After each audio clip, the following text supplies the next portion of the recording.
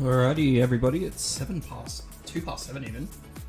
Welcome welcome all to what is going to be a very, very intense 2 weeks, I suspect. So for those of you who have joined in, what we're going to be doing is we're going to be going over the HSC, some questions for advanced and standard mathematics for week 1. And then week, as it says up on the screen, you could probably notice, we have week 1, which is all of the dates. There's no specific times, it's just morning and afternoon. I'm thinking morning's going to be like 9, 9:30, 10 o'clock, and afternoon will be like 2:30, 3 o'clock. But we'll wait and see. Week 2, which I haven't got the dates up for yet, but it's pretty much going to be something similar.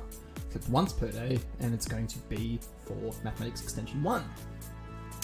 Now, with that being said, what we're going to do is we're going to actually jump in and start doing some problems. So the idea is that we'll do some problems together. My suggestion would be for you guys to do it with us as we do it. And yeah, pretty much I'm gonna go from there. I am a bit anxious with how this is going to go because, of course, I'm not 100% sure how this is going to work out, but I have faith, you know? And we'll I have faith that we'll get through and we'll do it. It'll be good. It'll be good fun. Okay, and make sure you follow and subscribe / follow on Twitch if you're enjoying this content. It makes it so much easier for me to do this, especially in the future. More recognition, the better. I think it will be for everyone. And yeah, we're looking forward to it. I think this will be good. I think this will be fun. Already got a few messages in the chat, which is awesome. And you guys are welcome. Very much welcome. Hello, welcome. So, starting off with advanced tonight, and then tomorrow morning as well. And then in the afternoon, we're going to be doing some standard, so the advanced people can have that afternoon off to, study for your other exams, probably English, I would say. Which is why you'll notice on Tuesday and Wednesday there'll only be the night streams, because I do understand that English is on those during those days. And then Thursday and Friday we're back to the two days, and then Saturday and Sunday is going to be some huge days because the Monday is the mathematics exams. So, shall we get started? I think we shall. So.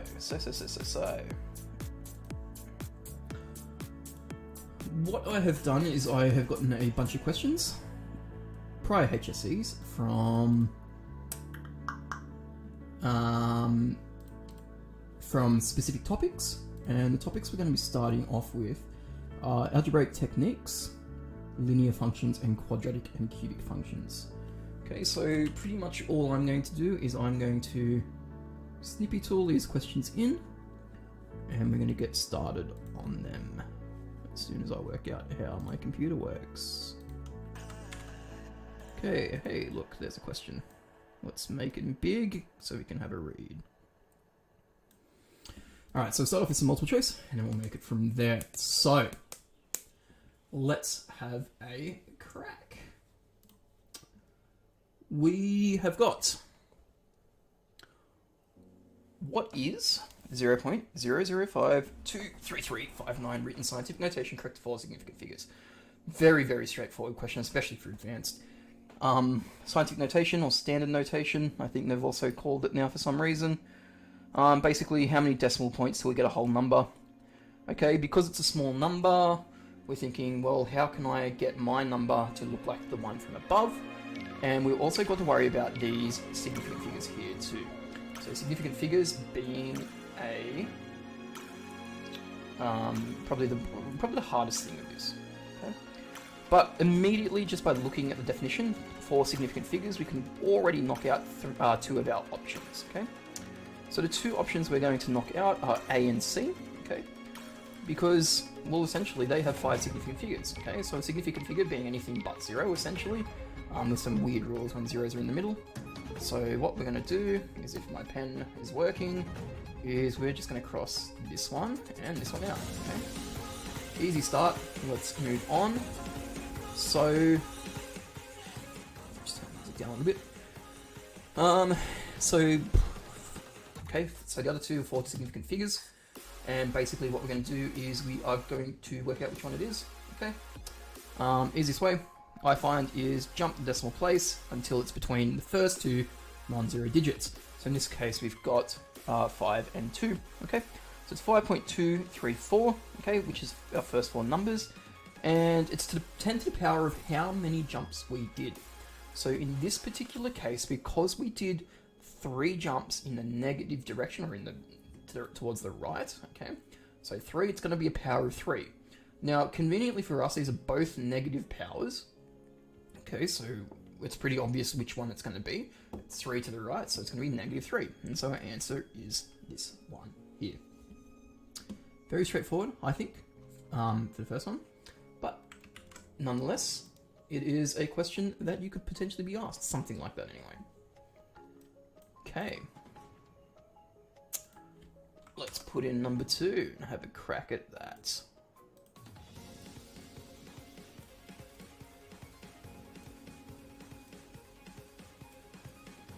Okay, a bit too big. I don't need that big. Okay. Alright, which expression equals 3x squared minus x minus 2? Okay, and they've given us 4 binomial expansions to look at, or binomial factorials. So essentially we're going to be factorizing this to work out which one it's going to be. Okay, now if you get a problem like this and you're particularly stuck with it, you could go through and work out what each and every individual one is. But realistically, you do not have time for that. So what we're going to do is we are going to look at, we're going to look at factorizing the first expression. Okay, so 3x squared minus x minus 2. Okay, so a couple of ways we can do this. The way I'm going to do it might seem a little bit odd, but, you know, at the end of the day, it's the way that I would attempt this, I guess you could say. So just give me 1 second. So the way we're going to do this is we are going to. Oh, jeez, I can't actually remember. Jeez, second question and already stumped me. It's pretty bad. Like there's ways that I'm just trying to think of the best way to approach this, because there's a lot of ways you could do it. Like you could complete the square and do all that sort of stuff, but it's just not necessary. The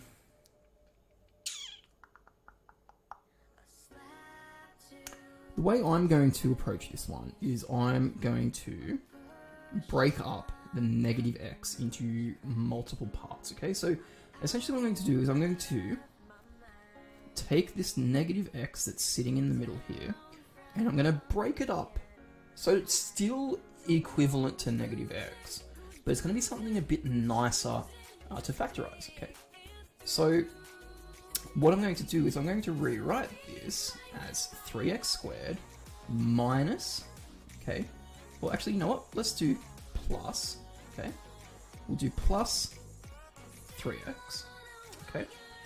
Now, what we need to think to ourselves is, what do I need to add to 3x to make it equivalent to negative x, okay? So what do I need to add 3x to make it equivalent to negative x? Now, the solution is negative 4x, if you think about it, okay? Because this guy here is still equivalent to negative x, okay? They're still equivalent to each other, right? So continuing with this line of reasoning, what I've got now is I've got 2 halves of this problem that I can factorize each side of, okay? So if I just draw a small little line down there, so I've got these 2 sides that I'm going to be trying to deal with, okay? So let's start off by factorizing the left-hand side. Okay, so this side here, okay? Just treat it as an individual problem. This becomes, okay, well, common factor of 3x squared and 3x is just 3x. And we're left over with, okay, x plus 1. Now, if you're not 100% sure how to do that, okay, you need to be studying really hard, firstly. But secondly, common factor, so what's common to both of those terms? Bring that out the front and then divide the 2 terms by that term you've pulled out. So I've divided 3x squared by 3x to get x, okay, and 3x by 3x is just 1, okay. Now we're going to look at the second side, okay? So plus, well, it might not be plus, okay? Because if we have a look at it, what we notice is that we have a common factor of negative 2. So we're going to bring the negative 2 out now, okay? So we're just looking at this side here. Common factor is minus 2, okay? Minus 4x and negative 2, okay? Both have negative 2 in common. So bring it out, okay? Now if we do negative 4x divided by negative 2, we get positive 2x, which makes me wonder if I'm actually doing this correctly. That should work.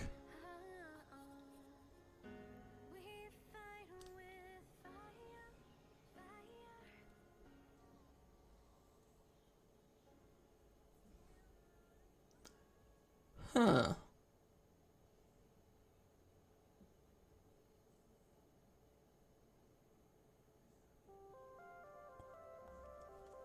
See, the issue is we should end up with the same thing in both the brackets, but in this particular case we don't. Why is that? This is really weird. Oh, well, if I continue this line of thought, it's going to be negative 2 minus... negative 2x minus 1, okay? Like this. Which doesn't make a hell of a lot of sense.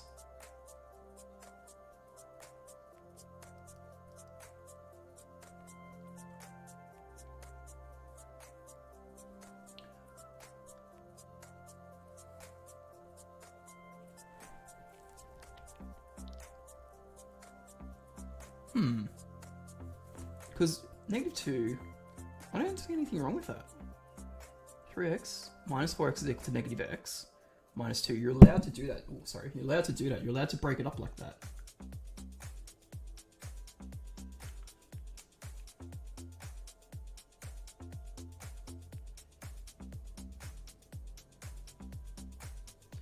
All right.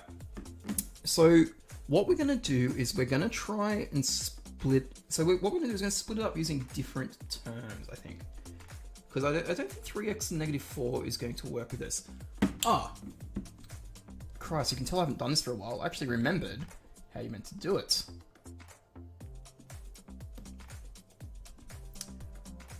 Before you split up the numbers, you need to work out what numbers you're going to use. So you don't just pick random numbers that equal to negative x. You've actually got to pick some specific numbers at work. Factors of 3 and negative 2. So 3 times negative 2 is equal to negative 6. So the factors of negative 6 are 1 negative 6, 2 negative 3, 3 negative 2, and 6 and negative 1. Okay. Now we need to pick the set of factors that are equal to negative x. Okay. It's all coming back to me now. This is what happens when you don't do maths for a long time. You forget how to do everything.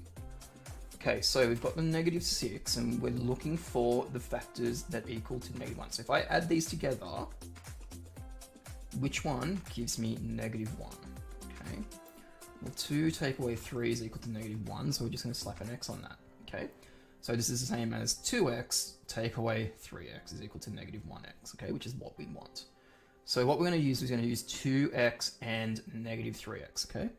And I'm going to write it as negative 3x plus 2x. And I'm also realizing now that 4 is equal to positive x and not negative x. Just a question in the chat, can we make videos for extension 1 as well, please? Yes, extension 1 will be coming next week. So basically, advanced and standard all of this week, and then extension 1 will be all next week. So I'll just be focusing on that next week, okay? Because the exam's not till Friday, so we've got more days to prepare for that. For now, it's just the advanced and the standard.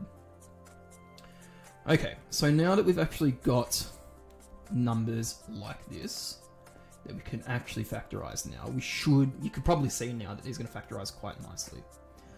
So looking at this first side, 3x is the common factor, x minus 1 is what we've got left over. On the right hand side now, if I break this up into 2, okay, it's positive 2x minus 2, so common factor is plus 2, okay, and we're left with x minus 1. And so I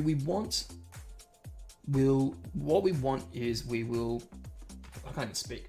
So what we're going to do now, as you notice, we've got both of those x minus 1s on each side. Okay, we are going to bring that as a common factor out the front because they're common to each other. Okay, so now we're factorizing both of these things as a whole. Both things have x minus 1 in common, so we're bringing it out the front to itself. Okay, now we're just going to be putting what's left over inside the brackets to finish off. So 3x plus 2. And that concludes that one. So looking at the solutions, okay, this is just the same as, okay, because multiplication is, what's the word, commutative, associative, one of those words, one of those fancy words, just means it, you go one way or another. 3x plus 2, x minus 1, so our answer is D in this case. And that took me a lot of time to do that. Note to self, don't skip your studies on maths, because this is what happens. We'll be posting these videos for next year's Year 11 students. These videos, 100%. I'll also be doing the live streams again, I hope, to some way, shape, or form. But basically, these will be up all on my channel. Make sure you subscribe, because in that way you'll be able to come back to them when you get there, which is what we all want. But thank you for tuning in, regardless. Let's continue. Okay, so that was question 2. We're going to do question 3 now.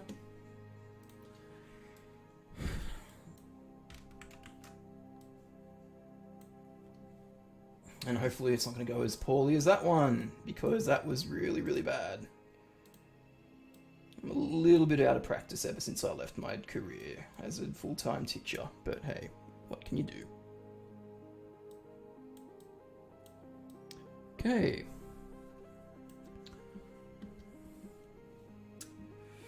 So what is the x-intercept of the line x plus 3y plus 6 is equal to 0?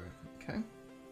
Well, nice and easy. So if you think about a line, okay, think about a line, any random line on Cartesian plane, okay, like this, random line, x, y-intercept. So you've got an x-intercept, which is when it cuts the x-axis, and the y-intercept is when it cuts the y-axis, okay? So we're looking for this guy here. Now, really easily, what we're looking for is we're looking for when the y value is equal to 0. So if you think about the position of where the x-intercept lies, well, for the y value, okay, it hasn't moved up or down at all. It's right on the line. So we know that the y value must be equal to 0, okay, for the x-intercept. So what that means for us is we can substitute this guy into this equation up here, and what it's going to produce is it's going to produce the value for x once we solve the equation for which what x-intercept is located. Okay, so our equation x plus 3y plus 6 equals 0. So we're going to sub y is equal to 0. Okay, because it's going to give us a number for our x-intercept. So substituting it in, we get x plus 3 lots of 0 plus 6 is equal to 0. Okay, so very straightforward. X plus 3 times 0, well, that's just 0, so we end up with x plus 6 is equal to 0. Okay, and then from here, we can then just mix this around. So we can go x is equal to minus 6 by removing the 6 to the other side, which I'm sure I don't have to help you guys with. So what we're going to do after that is put it back into a coordinate. So if this is the x value and the y value is at 0, therefore the coordinate is going to be negative 6, 0. Make sure you get that the right way around, because, well, actually they've only given you one option to pick from for that, so that's very convenient. So as long as you find that value, you should be able to pick out which one the appropriate intercept is, which is cool.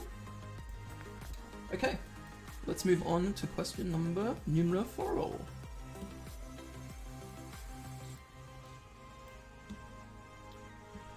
So we'll take this guy. Starting to ramp up a little bit now, which is good. It's keeping me in check, that's for sure.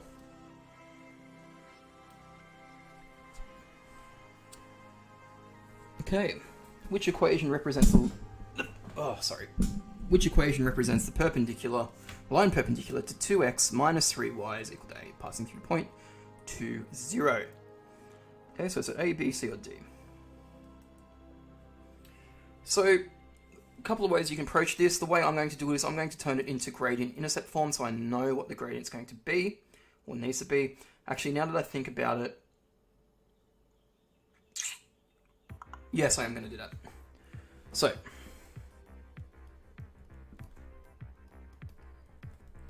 gradient intercept form, so we're going to turn it into y is equal to mx plus some constant value, which we'll call c, okay? And we're going to rearrange the equation above that so it looks something like that. So the y is by itself and everything else is on the right hand side. So our equation 2x minus 3y is equal to 8. Move the 2x to the other side, we get minus 3y is equal to 8 minus 2x, or you could write that as negative 2x plus 8, okay? And then dividing both sides by negative 3 essentially just swaps the signs around. So 2x minus 8 all over 3 like that, okay? So dividing by 3, then doing the negative. So the gradient for this guy here is 2 on 3, okay? Because if we just break this up into 2x over 3 minus 8 over 3, we know what the gradient is from that, okay? So we've got a gradient and we've got a point, okay? So what I'm going to do now is I'm going to sub this into the general equation of a line. So the y minus y1 is equal to m lots of x minus x1, okay? Where x1, y1 is just some random point that we know or that we've been given, okay? So conveniently for us, can you guys see where a point is that we might want to use? Okay. So 2, 0 is a point that we've been given, so we might want to use that. Okay, 2, 0. Now our m value is just our gradient from down here. Okay, so our gradient from just down here is our m value. And y and x, we're just going to leave as they are, because what we're going to do is once we substitute these numbers, we're going to move everything to the other side. So, use a different color. Y minus y1 equals m, x minus x1. Substitute some values in. We've got y minus, so our y1 value, in this case is 0, is equal to m, so our gradient. 2 on 3, lots of x minus x1, so x minus 2. Okay. Now, as a suggestion, if you're not so comfortable with your algebra, would be to, well, first rewrite this as this, but secondly, expand the brackets on the right-hand side before you deal with this, okay? Now, the way we're going to expand this, okay, is we're going to start off by multiplying everything in this equation by 3, okay? Because this is 2/3 times x minus 2, okay? We could rewrite this as y is equal to 2 on 3x minus 2, like this, right? And so what we could do from here, 2 on 3 times 2, which is 4 on 3. Sorry, my bad. So what you notice is there's a common 3 to the right-hand side. And if you look at all the solutions that we've been given solutions that are all in general form, or some form of form where we've got no fractions, okay? So how do we remove those fractions?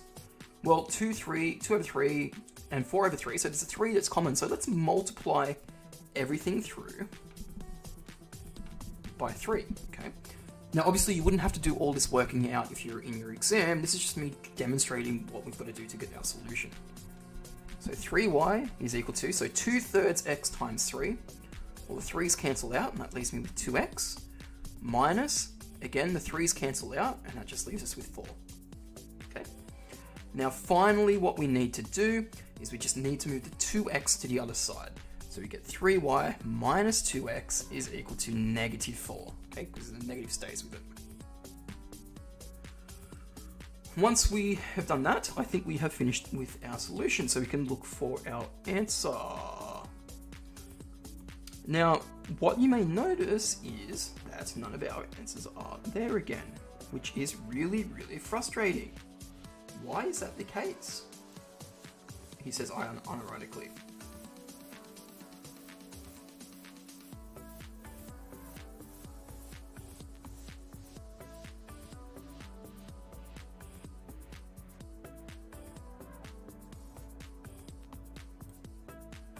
Have I done it right? Oh man.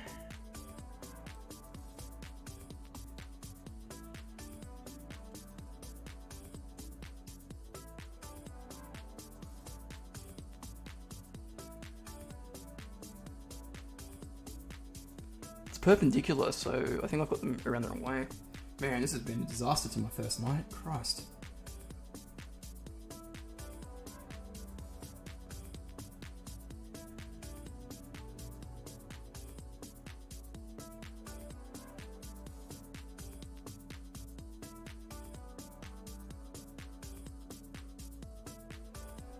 Two zero goes in y minus y1 is equal to m is equal to x minus x1.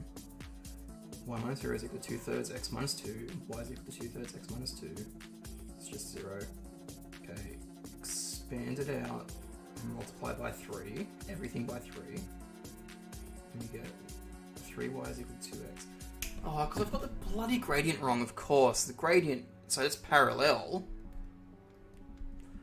The line that's perpendicular is the negative reciprocal. Christ. I am really having a disaster straight up. This is not a good design for things to come. So essentially what's going to do is it's going to swap the 2 and the 3 around. It's also going to swap the positive and negative around too. So if I just quickly erase this, and this is what happens when you don't prepare, guys. Okay, let's try this again. So we've got y is equal to,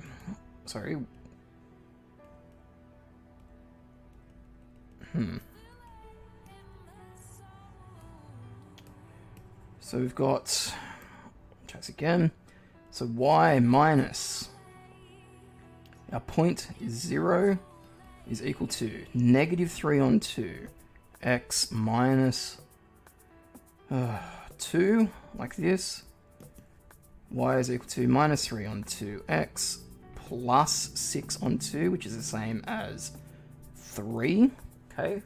Now to get rid of that 2 that's on the bottom, we're going to multiply everything by 2. Okay. And so that's going to give us 2y is equal to minus 3x plus 6. And moving the 3x to the other side, which gives us 2y plus 3x is equal to 6. Or 3x plus 2y is equal to 6. Which looks a lot better than the mess that we just had before. 3x plus 2y is equal to 6. So our answer in this case is B. Okay. Oh, alright, let's pretend that that didn't happen again. And we'll move on to question 5.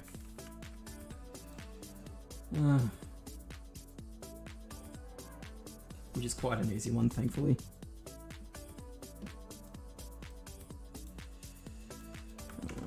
Okay, question number 5.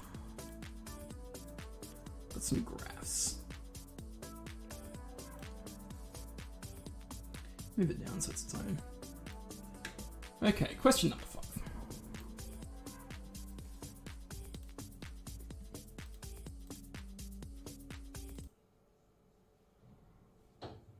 Oh, music just cut out.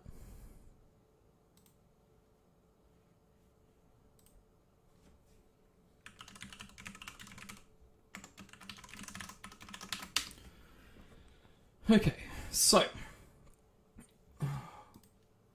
you ask something to remember your login and it just doesn't do it for you. Very, very frustrating. Okay, anyway. So we've got a problem here.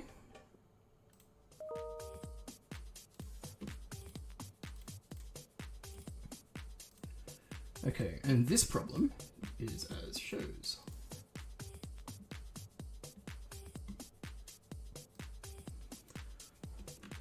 Okay, which diagram shows the graph of an odd function? Alright, so sorry about that, but we are ready now. So which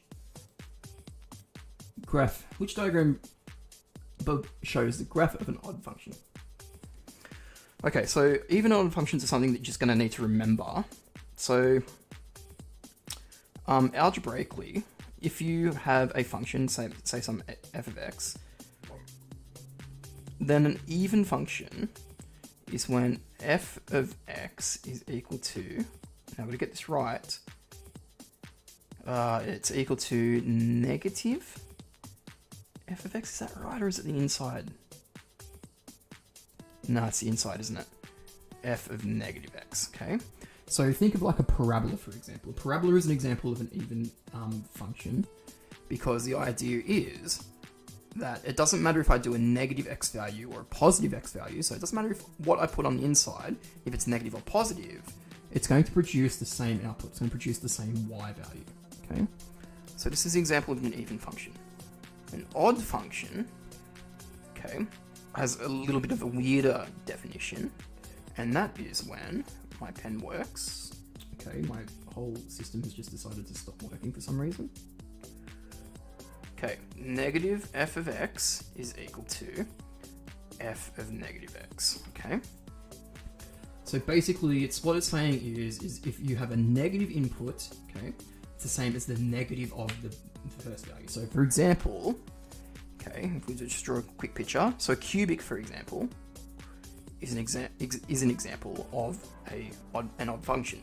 Because if I say put in 2, for example, okay, so if 2 goes into here, okay, well if I've got 2 on this side, then it should be the output, sorry, negative f of 2 should be equal to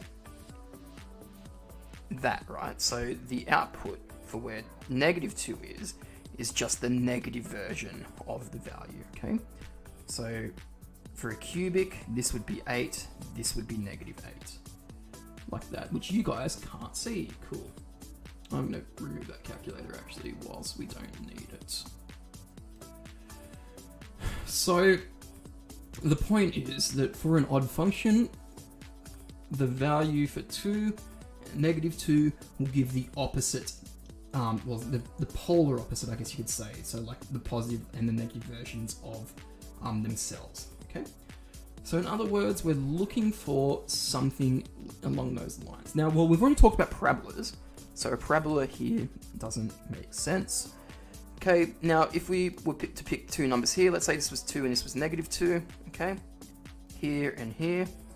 Okay, if I put in a value for 2 and I get the value, say 4 back, whatever this function is, okay, if I put negative 2 in, I should get negative 4 back, which is not the case for B. The same case can be said for D as well, because D is not even a function itself. Think back to your your vertical line tests. So, you know, if you draw a vertical line and it cuts the relation more than once, then this is not a function at all, okay? Very convenient. So that just leaves us with the last solution, which must be this one here, A. Now, another way you can do it really quickly too is if it is a rotation of itself, a 180 degree rotation.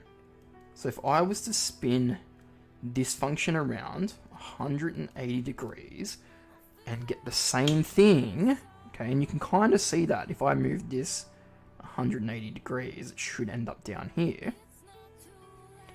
Okay, if I move it 180 degrees, I should get the same thing. Okay, so it's another quick way you can look at your functions in that regard. For even ones, by the way, too, it's if it's a reflection in the y-axis. So if you can flip it over the y, then it is an even function in that regards. Okay. All right, let's have a crack at the next problem, which I believe is a possible common problem that you could receive.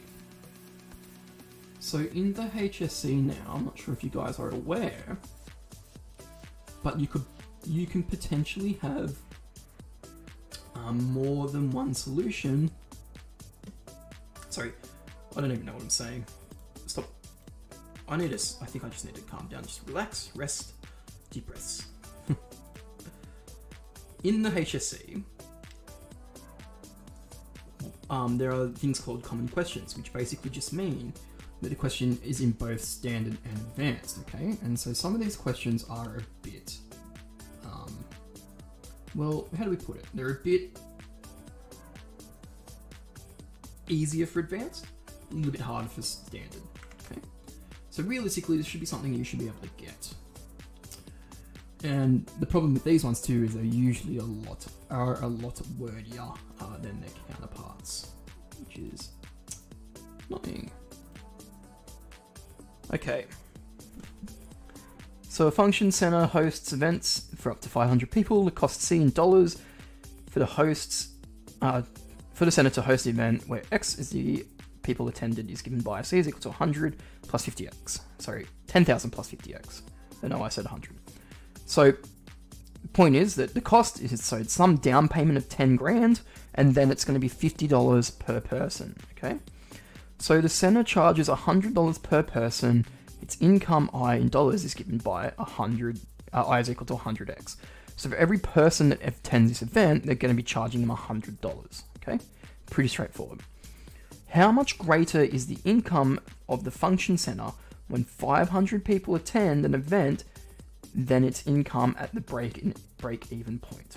Okay, so a little bit to digest there. So let's start off with this term, the break-even point. Break-even point is just when our two lines emerge, so when they cross over. So our cost and our income lines when they cross over. So we're talking this point here at the 200, which is at the 20 grand. Very convenient for us, okay? So break-even is equal to $20,000. Now, at 500 people, okay, so this is right at the end here.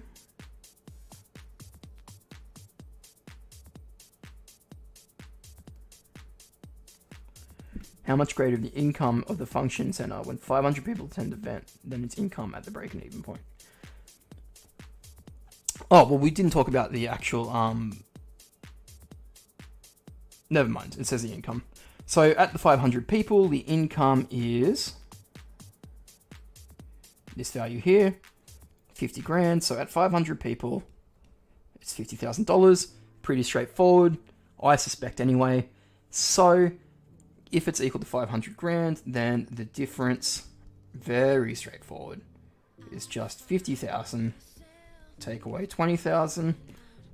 So our difference is equal to 30,000, okay? So a lot of those questions, those common questions, are just going to be more heavily literacy based. Okay, so a bit more reading than what you would typically you'd typically be looking at. But hey, you know that's what the type of questions that you could be asked. Oh, like this is just something that you could potentially be asked. Okay. On the other hand, you could be potentially, can't even speak, you could potentially be asked something like this. Now, this isn't as hard as you may suspect. Okay, it's not as hard as you may suspect. Okay. Little secret, all we need to do for this particular problem, simplify n squared minus 25 over n minus 5. Well, I can see it straight away. I can see on top of this fraction we've got a difference of two squares. Okay, so n squared is just n times n, and 25 is 5 times 5, and negative is no difference. So this is just saying difference of two numbered squares. Okay, so two squares is two numbers as squares. So from this point, we're basically just needing to factorize the top, and then work through, and then factorize the top difference of two squares and cancel where we can. So top line n squared minus 25, n plus 5, n minus 5. That's just something that you need to remember when it comes to factorizing two difference of two squares. Okay. So once you've done that, top and bottom cancel out. And you're left with n plus 5. Okay, very straightforward. Can I have a look at some loan repayment type questions? There was one in last year's question 26. Just want to see the process once more. Cheers. Yeah, sure. Why not? Let's do that. Let me just get the exam up. 2020 exam. I do have a video where I went through the 2020 HSC exam, but I can't actually remember if I did that solution because I don't think my class had finished that particular chapter just yet. But we can have a look at it now. I'm keen. Then we'll go back to the more the other problems.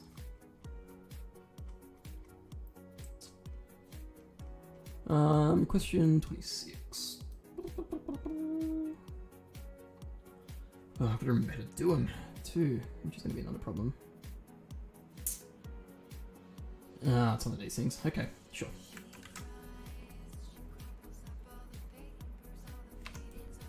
Let me... there's 2 pages. Okay, let me do this.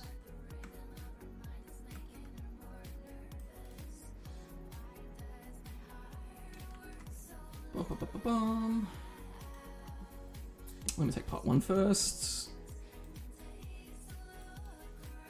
Am I out of space already? That's sad. Okay, let's go over here.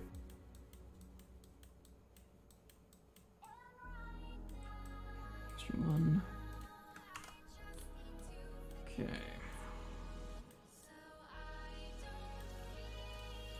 So this one here, I'm presuming? Alright, let's have a look-see.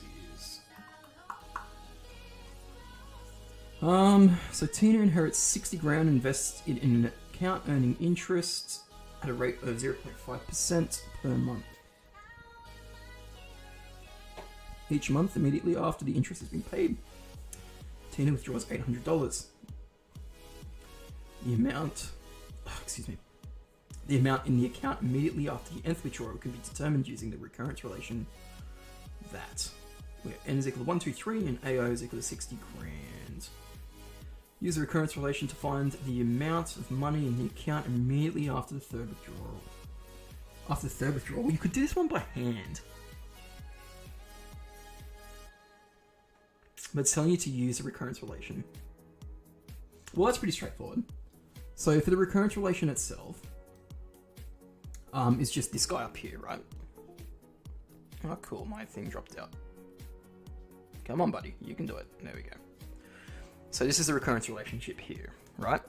So all we need to do is just need to substitute some values into this. Okay, so 1, 2, and 3. And this should spit out a number for us. For at least 1, 2, and 3. So my thoughts are that we're going to just be doing this the long way because it's only asking for the first 3 payments. You'll be doing, like, just showing 1, 2, and 3. It's not as hard as you may think. So we'll have a crack. I'm also going to grab my calculator because we are going to need that for this one. And we'll make him a bit bigger because we can. Hello, calculator. Come on, buddy. There we are. So we all need a calculator for this one. So first year. You got A1 is equal to A0 times 1.005 minus 800. Okay, I'll just do 2 of these and then, well, I may as well do them all then. So A0 is the amount to start off with. So they start off with this 60 grand here.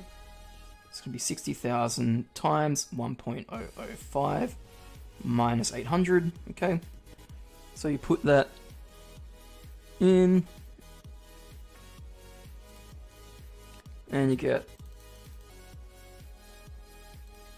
1.005 minus 800, and you get, so A1 is equal to 5,900, okay? Then, for A2, okay, you're doing A1 times 1.005 minus 800. Okay, so A1 being this value in here, substitute it in, get A2, and then you do the same for A3 as well. A3 is just A2 times 1.005. minus 800. I'm sure you guys could do those calculations. I'm not going to spend the time doing that because, excuse me, they're very much straightforward. Okay, so let's get part B up.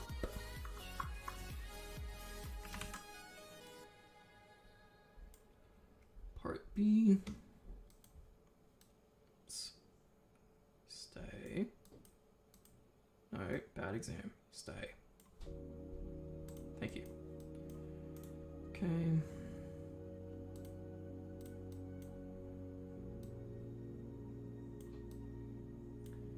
Okay, calculate the amount of interest earned in the first 3 months.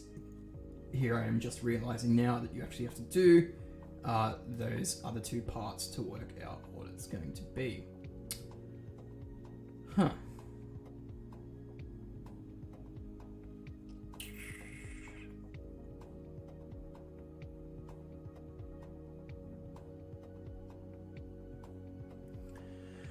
Okay, let's go back up and finish the other two.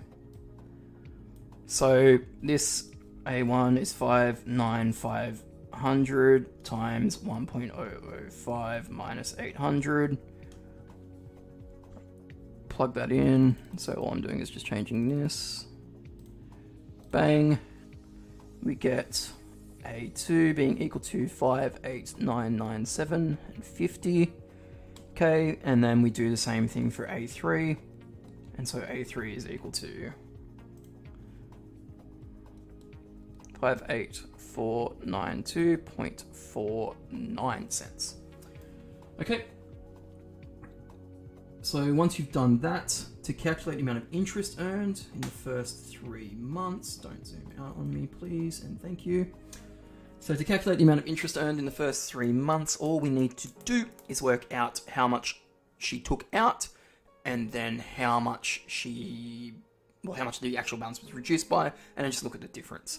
So, total withdrawal.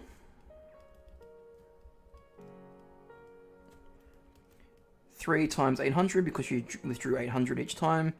So it's just 2400. Okay, you shouldn't need a calculator to do that bit, I hope. So total withdrawal is that. Now the total, oh sorry, not the total interest, we want what the balance was reduced by. So that's just equal to what she started with minus what she finished with after the after 3 months. So this, just plug it in. The way I'm going to do this may look dumb, but I'm just going to subtract that from the answer I had before, and I'm just going to take the positive of that, okay? So 1507.51, okay? And so the interest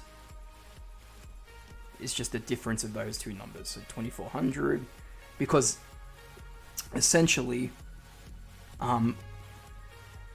if she didn't have any interest recurring at this rate, the amount should just be down 2400, but it's not, it's down this much. So let's add that to 2400, and we get $892.49. Okay, so that's the further part.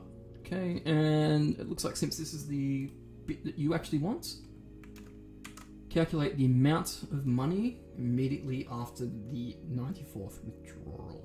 Okay, so I'll just pop this up. Now this is it may not look like it, but this is just a very, very straightforward series. Recurrence, series is the word I'm looking for. It's just a really simple series problem.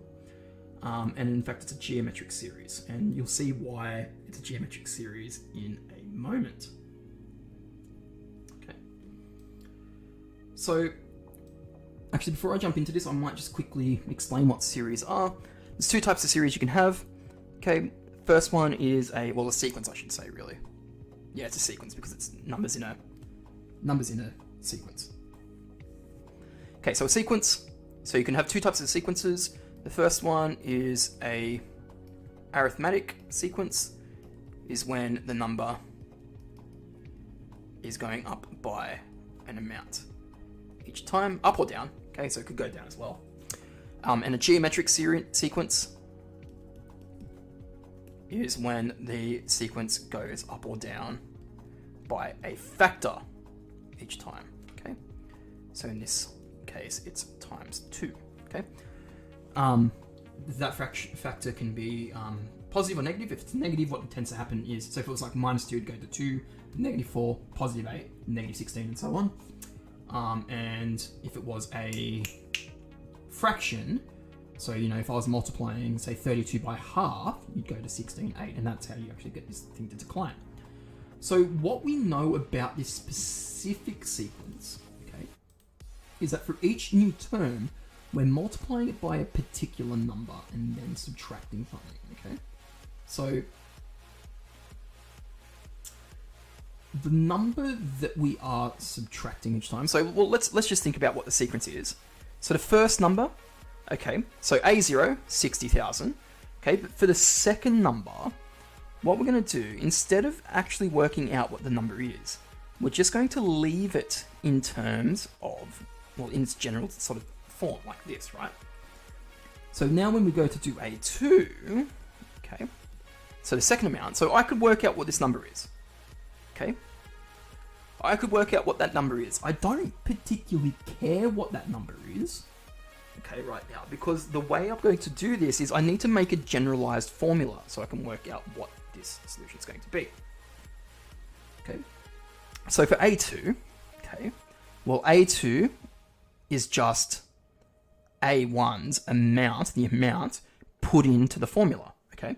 So the formula being, so A1 times 1.005 minus 800, okay? So if I put A1, this guy, all of this guy in here, this X I've called, into this formula, and I'm going to put the whole thing in as it stands, we get 60,000 times, and I'm going to write it in brackets for this particular case, 1.005 minus 800, so that's just this bit here, times, okay, times, and it's all of this, because this is all of A1, 1.005 minus 800. Okay. Now, from here, what we're going to do is we're going to put the 1.005 in with everything. Okay. So 60,000 times 1.005 times 1.005. So it's this whole guy here times by 1.005. Okay. And the easiest way to do this, I think, is to, well, let's do it this way. Times 1.005 times 1.005, like this, okay? Minus, now we need to do the same thing for this 800. It's going to be minus 800 times 1.005. And then there's just that minus 800 on the end like that, okay? Factorizing this stuff now you wouldn't have to do all these steps in your HSC, obviously. You can skip from sort of like this line to this next line here. 60,000, if you're comfortable, that is. Well, 1.005 times 1.005 is another way I can write that, right? I'm just multiplying something by itself, so let's rewrite this as 1.005 squared, okay? Minus 800 times 1.005 minus 800. Okay. So what do you notice about this line compared to the line before it? Okay. You should notice that there are some similarities. Okay.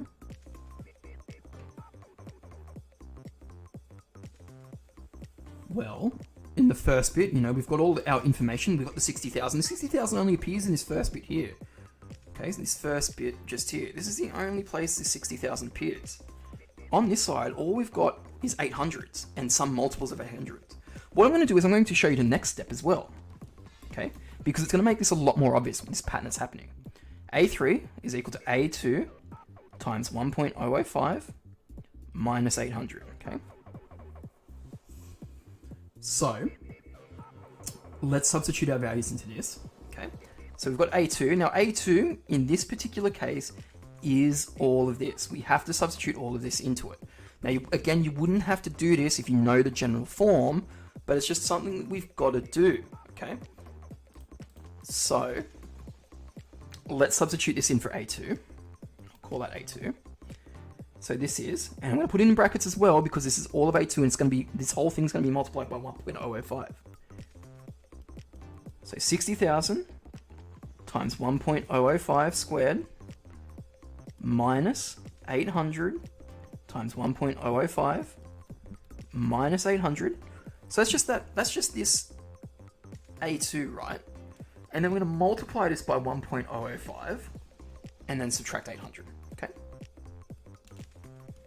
So now that we've done this, what we're going to do is we're going to expand like we did before. So 60,000. So we've got 1.005, so this guy here, and we're going to be multiplying everything on the inside by that. So 60,000 times 1.005 to the power of 2 times 1.005 is just to the power of 3. Okay, just simplifying it a bit quicker. Then we've got minus 800 times 1.005 to the power of 2 minus 800 times 1.005 minus 800. Okay, so can you see now what's occurring? Okay, what you should be noticing is that we have this value as 800 times 1.005. It's increasing by a factor in each step, right? So each step, this factor is increasing and increasing. So what we can do now is we can generalize this for the 94th month or year or whatever it's in, okay? Doesn't even say. 94th withdrawal, whatever it is, okay? So we can generalize this now. So we know that this first bit here that I'm going to do highlight in green, okay? This guy here matches whatever month we're in, whatever month we're talking about, okay? So for A1, it's 60,000 times 1.005 to the power of 1. For A2, it's 60,000 times 1.005 to the power of 2. A3, 60,000 times 1.005 to the power of 3. So you can imagine what's going to happen when we get to 94. We get 60,000 times 1.005 to the power of 94, right? Now, from here, we need to work out, well, what's happening with the rest of this sequence, okay? Well, if you notice, we're adding on a new multiple of 800 times 1.005 that's one less than the step we're up to, okay? So in other words, we've got minus 800 times 1.005 to the power of 93. Minus 800 times 1.005 to the power of 92.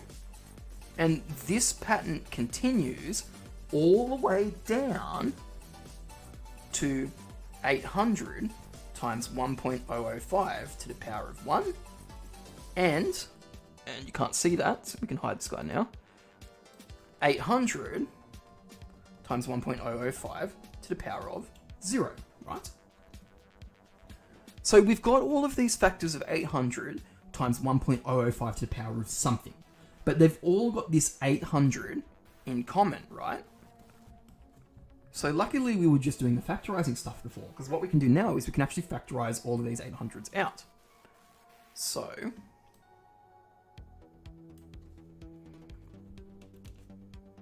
this 60,000, 1.005 to the power of 94. We're not going to touch that at all, okay, or just yet. Okay, we've got 60,000 times 1.005 to the power of 94 minus, now as I said, we've got this 800 that's common to everything, right? So we can pull this 800 out the front, or negative 800 out the front. And then what do we have left over? Well, what we've got is we've got a sequence. We've got a sequence of numbers. We've got, if I reverse this order, minus 800 times 1.005 to the power of 0, well, 1.005 to the power of 0 is just equal to 1, okay?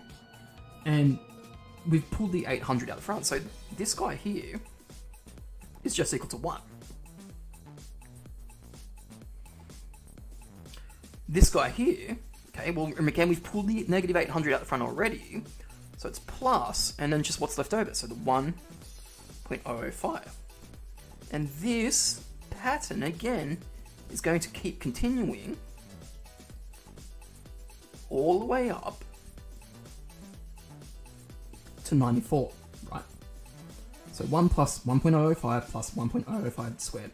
So, believe it or not, this is actually a sequence, as we were talking about before. And it's a geometric sequence because each time we are increasing the value in our sequence by a factor of 1.005, okay? So it turns out this is a geometric progression, okay? So this is a geometric progression. So 1 plus 1.005 plus 1.005 squared plus all the way up to 1.005 to the power of 94. It's a geometric progression. And what we know about geometric progressions is that we can actually work out what their values are for specific points, okay? Because if you go to your formula sheet, you should know that there are formulas on there for geometric and arithmetic progressions. So what I'm going to do is I'm just going to pull up the reference sheet and show you exactly where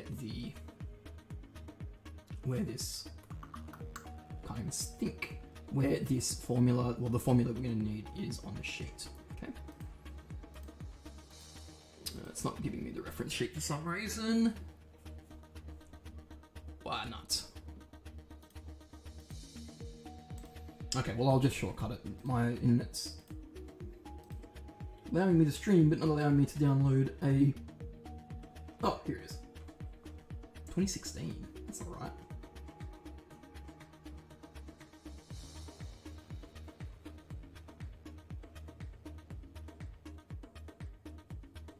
It's giving me the wrong one.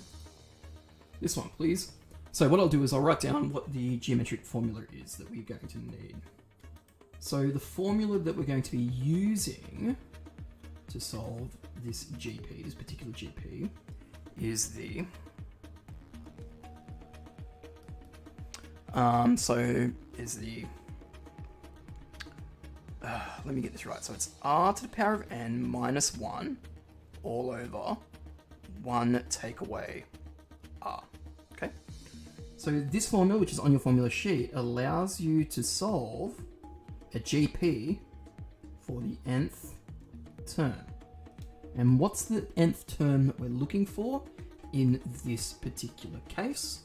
Well, our nth term is 94, okay? So all we need to do now is replace... where's my mouse? Here. So all we need to do is replace this big, disgusting long sequence, okay? Or series in this case, because we're adding it up as we go, with the formula for adding up a sequence, okay? So for a series. So the 94th value is going to be 60,000 times 1.005 to the power of 94 minus 800 lots of... Now this formula here, so our n is equal to 94 because that's the term we're looking for, and our r value is the rate at which this sequence is increasing by, or the factor at which this sequence is increasing by. And this sequence is increasing by 1.005. Okay, so let's put these points into... Just get rid of that line, so it's not in the way. So let's put this formula into this equation now. So it's going to be 1.005 to the power of 94 minus 1 over 1 minus 1.005. Okay.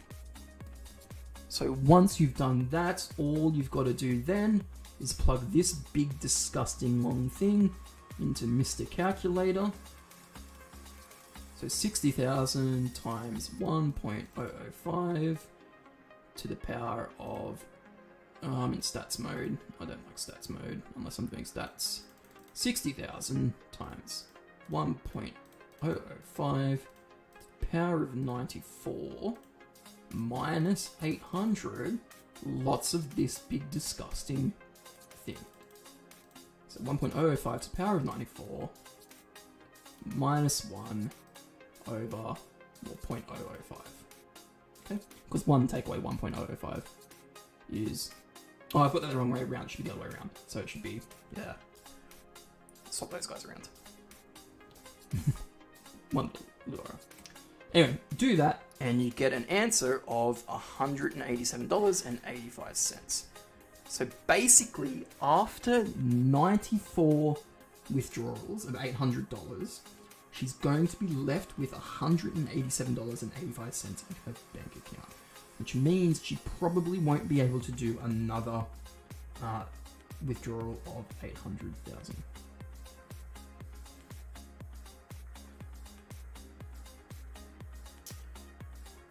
Wouldn't the end be 95 as you also count the one at the start of the brackets? Ah, my bracket should only go up to 93, not 94. That's the little error in there. Sorry, that's my bad. Because this sequence should only go up to 93. Sorry, that's my bad. Because it's a factorization of this part here. Oops, you can go away. So it's a factorization of this part in here, if you can see that with my massive mess. So it starts at 93 because the 94th term is the 6,000th bit, which is this bit here. So yeah, cool, awesome. No worries. If you've got any other questions, feel free to ask me, because I'm more than happy to help out. But I might just go back to another thing. Awesome, thank you for the tip, Sims. I really appreciate that. Make sure you chuck us, well, depending on what you're watching YouTube, I think, chuck us up as well if you enjoy the content. It really helps me out too, in that sense. But no, thank you for that. That's absolutely phenomenal.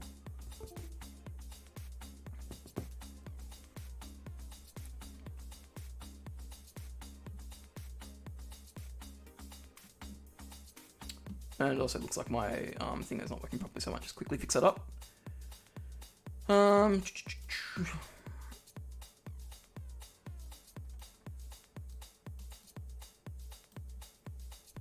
But yeah, cool. Fine, you think it's all good? Awesome. Thank you, HSC account. But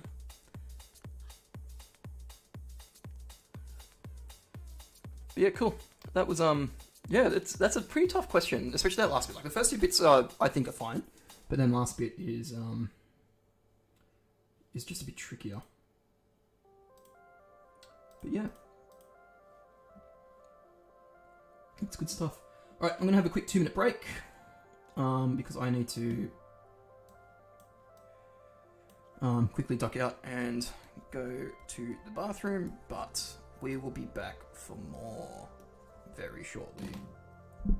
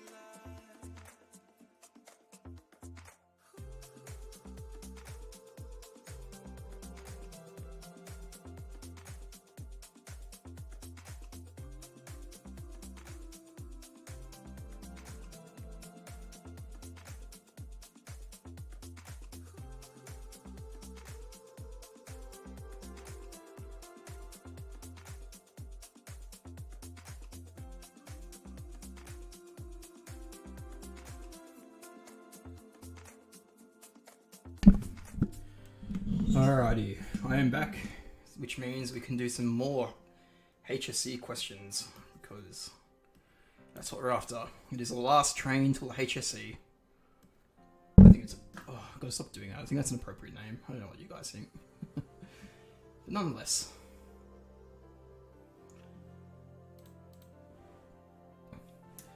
Okay, so let's have a look-sees at...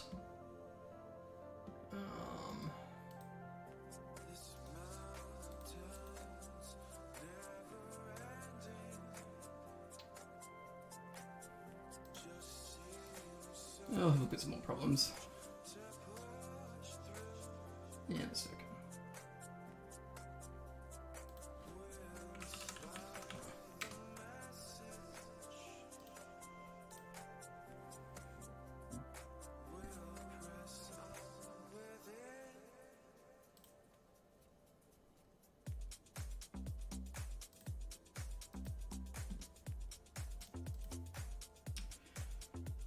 Alrighty, so let's have a crack at some more problems.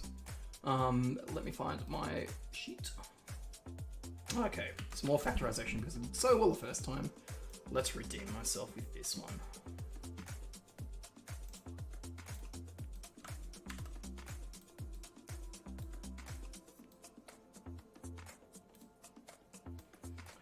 Okay. So from 2012 HSC, question 11a, factorize 2x squared minus 7x plus 3. Okay, so to do it properly this time, what you need to do is you take your two values here. That is a galaxy pen and I don't want a galaxy pen. So look at these two values here and multiply them together. This is the best way to factorize non-monics, it turns out, if you do it correctly. So what we're going to do is we're going to take those two numbers and multiply them together. So 2 times 3 is equal to 6. We don't need this calculator anymore, so we'll get rid of that. So 2 times 3, which is equal to 6. So take your 6, and we get 1, 6, 2, and 3. And the negatives, of course, as well. Negative 2 and negative 3. So those are all the values that equal to negative...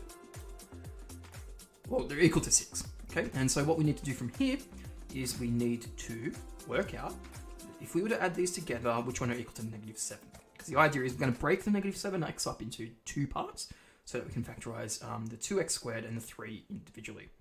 So if I put a plus in between these, I'm looking for the 1 that is equal to negative 7. And if I add negative 1 and negative 6 together, we will get a solution of negative 7. So we're going to rewrite this guy as 2x squared minus 6x minus x, because if you think about it, negative 7x is equal to negative 6x take away x, and I'm going to add 3. Okay, this is... From here, what we're going to do is we're going to factorize both sides. Okay, 2x squared minus 6x minus x plus 3. Okay, so first side, 2x squared minus 6x. Common factor is 2, and there's also a common factor of x. Okay, now if I divide 2x squared by 2x, we should just end up with x. And if I do the same with negative 6x and 2x, we'll end up with minus 3 there.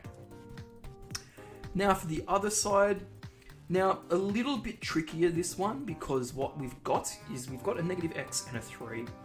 Okay, what I might do is I might do it like this, and I'll show you guys a little trick.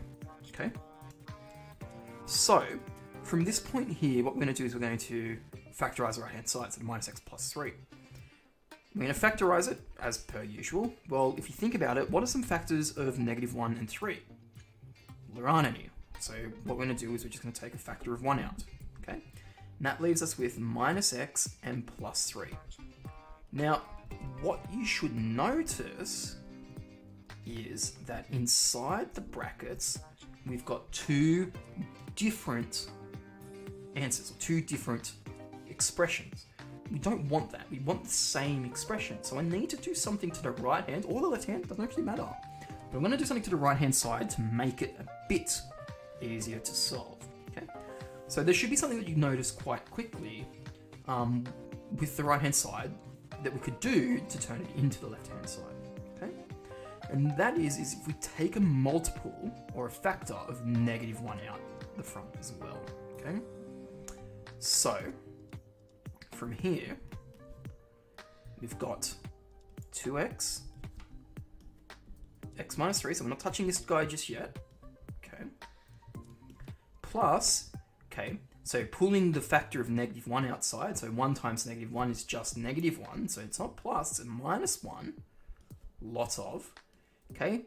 -1 divided by -x is just positive x, -1, or 3 divided by -1 is equal to -3, okay?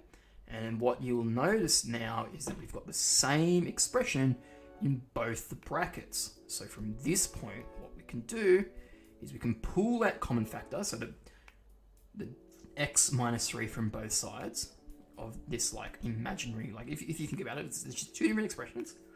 Pull x minus 3 from both of them, okay? Now what do we have left on this side? Well, just 2x. What do we have left from this side? -1, and there is your expression. So our expression, or our factorized expression, is 2x minus 1 and x minus 3. And that is fully factorized. Now you can leave it in any one of these forms, okay? And that would work. And in fact, even at this step up here, you can swap these two guys around. You could do 2x squared minus x minus 6x plus 3, and you should still end up with the same answer. Okay, and what would actually happen is that these two guys would be reversed. You'd actually have the bottom answer first, which you can then swap around if you want to, but that's entirely up to you. Not necessary, but you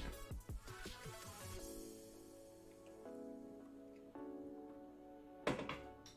Okay, next problem. Another nice simple one.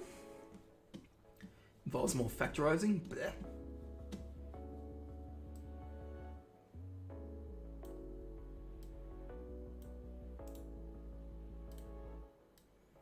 But thankfully it's some easy factorizing. Okay, so factorize fully 3x squared minus 27. Okay, so first things first is you should ask yourself, is there any common factors between these two numbers? Is there something common to 3x squared that's also common to 27? Okay, now immediately some things should be jumping out at you when you notice this problem.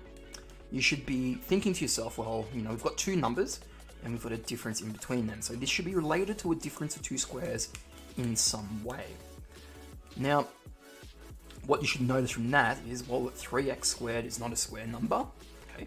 Because if we were to square root, we'd have root 3x, which is not nice, but possible, but just not really nice. And, well, negative 27, well, 27 is just the square root of 27, which is something if you simplify it, which we don't particularly like. So, what else is jumping out at you? Hopefully the fact that, well, 3 and negative 27 have something in common. And hopefully the fact that they have a common factor of 3. So what we can do is we can actually pull the common factor of 3 outside, and we're left with x squared minus, and then 27 divided by 3, which is 9, okay? Now x squared is a square, okay, we'll say number in inverted hand signals because, well, you know, it's a value, like it's a pronumeral, I should say. But x squared becomes x, 9 becomes 3, so we can rewrite this as 3, lots of x plus 3, and x minus 3. And so, again, this is the difference of two squares. And this is just something that you need to remember, okay? This is not something they give you, it's just a factorization form that you need to remember, okay? And that's it. Cool. All right, let's have a go at the next one. Number 10.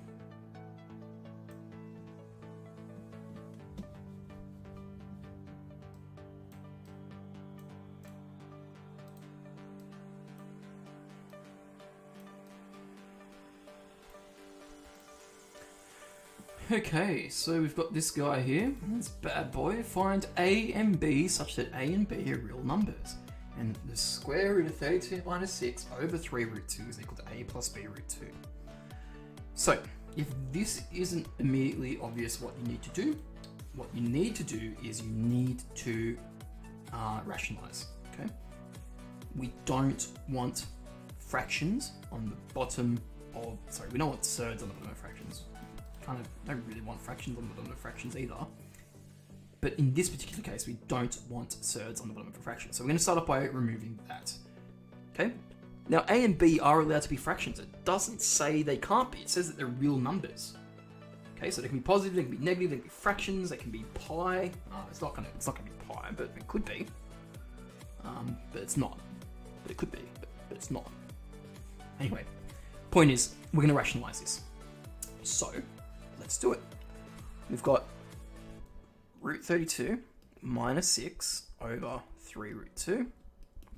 Okay, what's this equal to? Well, to rationalize the denominator of a fraction with surds on the bottom is you're going to multiply the top and the bottom by that surd. Now, shortcut for this particular one, we're just going to multiply the top and the bottom by the square root of 2. You don't have to multiply the whole thing, the whole top and bottom by 3 root 2, just by the surd, because the surds are going to cancel out at the bottom, okay? Because root 2 times root 2 is just 2, and it makes it a lot easier than doing 9 times 2, which is 18. It's disgusting, you don't want to do that. So we're going to multiply, do this in blue, we're going to multiply the top and the bottom by square root of 2. Pretty straightforward, right? This is equal to, okay, well, let's do it. Square root of 32 times root 2, okay? With surds, multiplying surds, you just multiply the surds. Pretty simple. Root 32 times 2 is equal to square root of, drum roll, 64. That took a lot longer than it should have.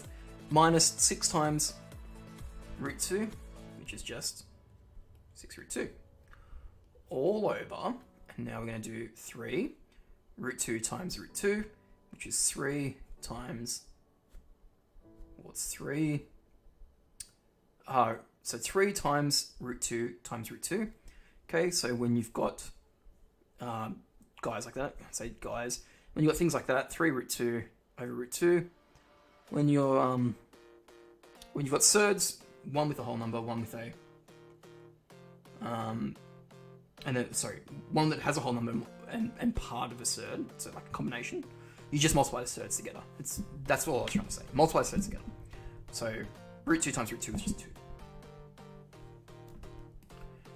Okay, square root of 64, should be pretty obvious, is 8 minus 6 root 2 over 6.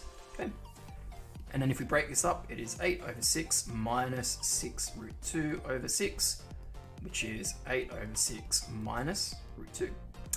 So the actual question is, well, what is a and b equal to? Because it needs to be equal to some value plus some value root 2.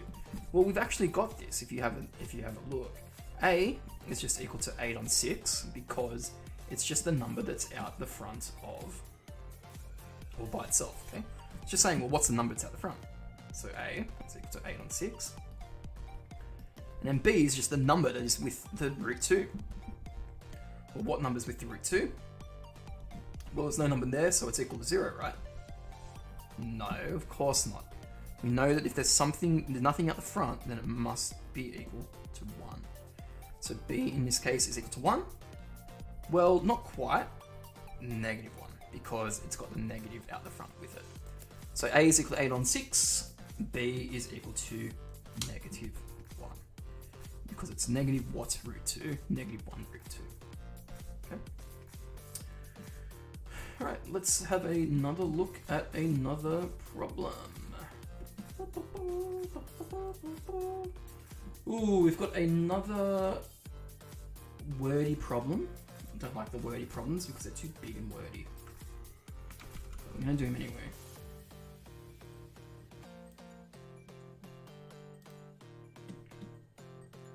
Oh, I've got some space. Oop, I've run out of space, so we're going to go over here. Go up to the top. Boop, boop, boop. looks like a good spot. Let's put this on. Let's open this up.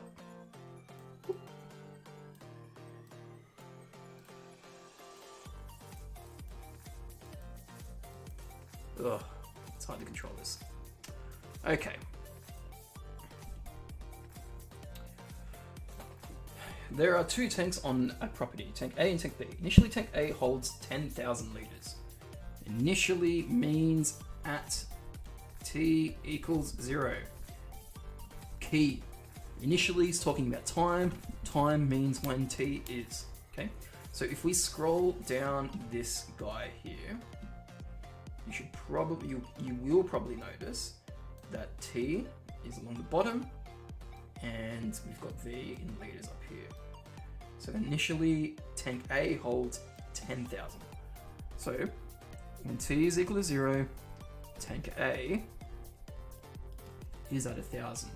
Okay. Tank B is empty.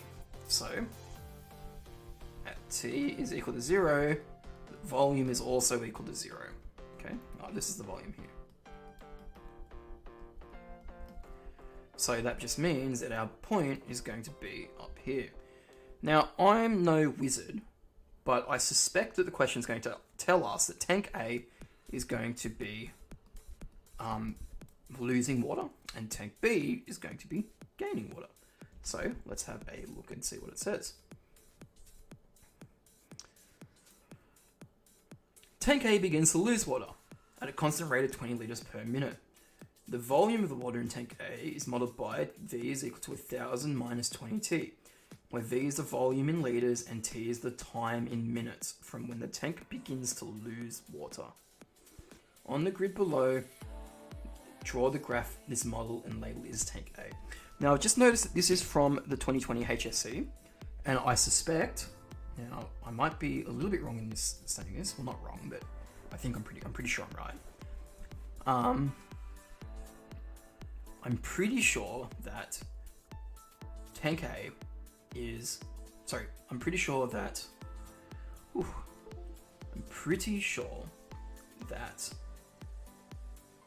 I've just completely lost what I was saying.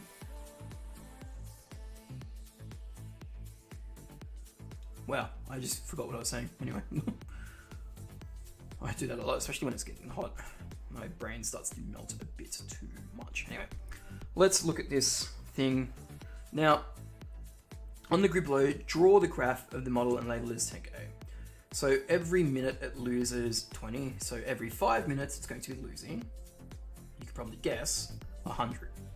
So 5 across, 100 down.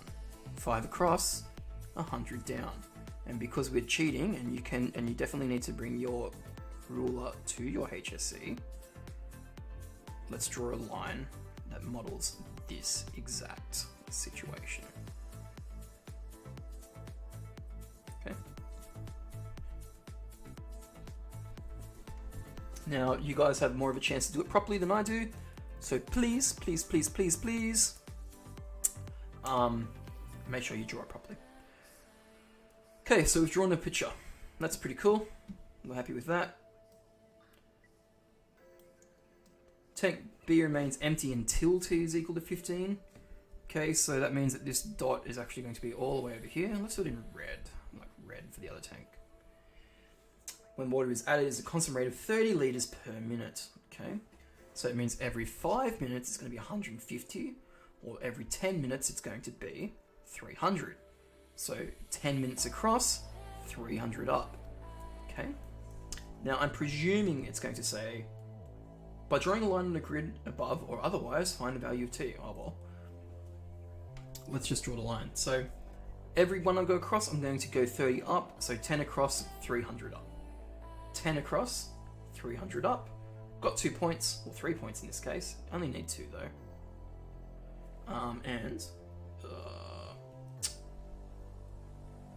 Let's spin this ruler around, which I don't have the luxury of it being very nice to spin. Oh, there you go, 56 degrees. Okay, and we're going to draw our tank B. like so. And it's going to fill up until it's infinitely filled. I'm going to keep going like that. I'm going to call this tank B. Okay, so there's our two tanks.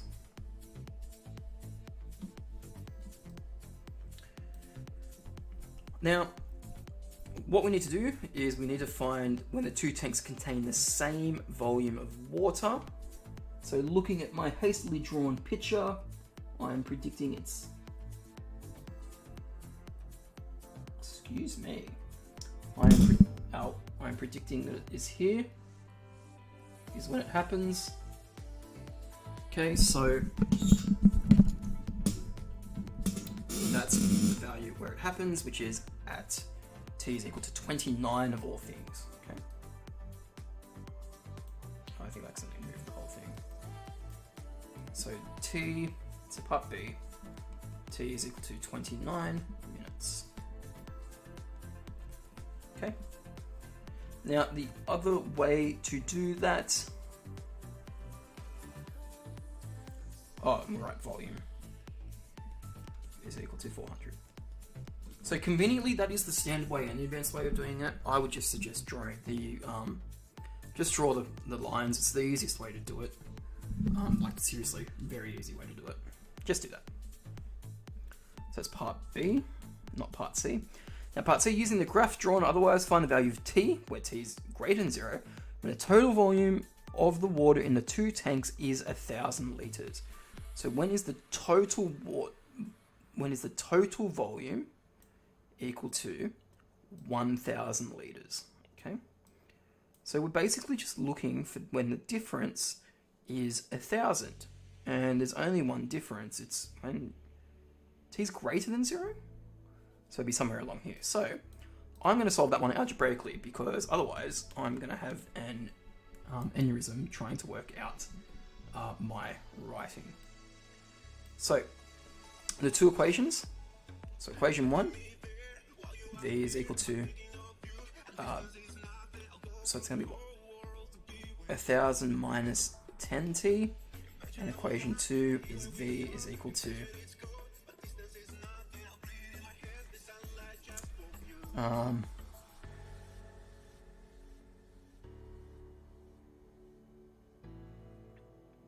v is equal to, it was 0 is when it started, and the gradient was 30, so 30t.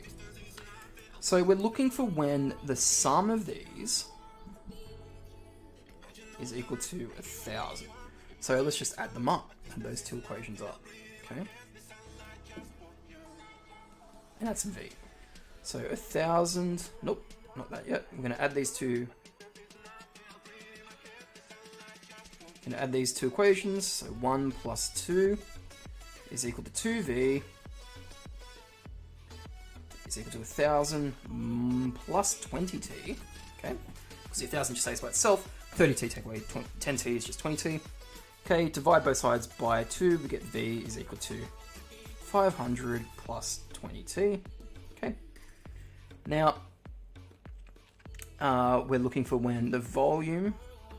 So when v is equal to 1,000, we've got 1,000 is equal to 500 plus 20t, and solving this, we get 500 is equal to 20t by subtracting 500 from both sides. Divide both sides by 20. We get 500 on 20 is equal to t. So it's when t is equal to 25. So if we go up and have a look at our graphs, so 25, if we have a look, 500 and 300, that makes no sense. What? We added them correctly, I'm pretty sure. Oh, I forgot to divide it by 2. Silly bugger. So 10t, 10t should be when it's equal to 50. Okay, so t is equal to 50 is when it happens. So let's go have a look at that. over here, it's equal to 0. It's equal to 1,000 if I drew it properly. There you go. So it's when it's way done. Way done. Cool.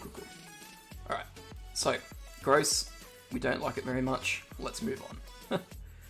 So, basically just a graphing problem. Very straightforward. I think you guys can handle it.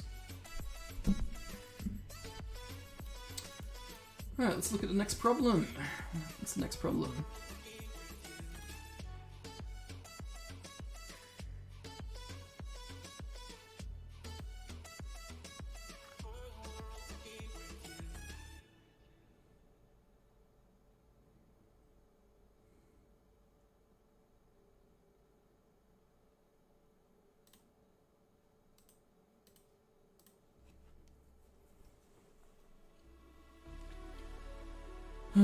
Okay, so let's do the next problem.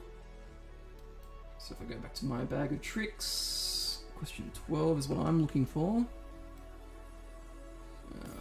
Okay, and let's paste it in.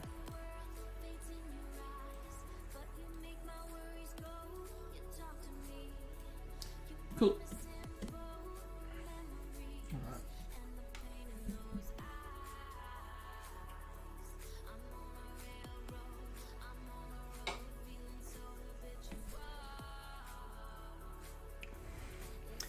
Worker A picks a bucket of blueberries for A hours. Worker B picks a bucket of blueberries for B hours. Write an algebraic expression for the fraction of the bucket of blueberries that could be picked in 1 hour if A and B work together. If A and B work together, write an algebraic expression. I thought it said fraction. Wait, for the fraction of a bucket. Yes, it did. Never mind. So write an algebraic expression for the fraction of a bucket of blueberries that could be picked in 1 hour. A and B work together. Okay. So, thinking of A and B, how can we combine those two?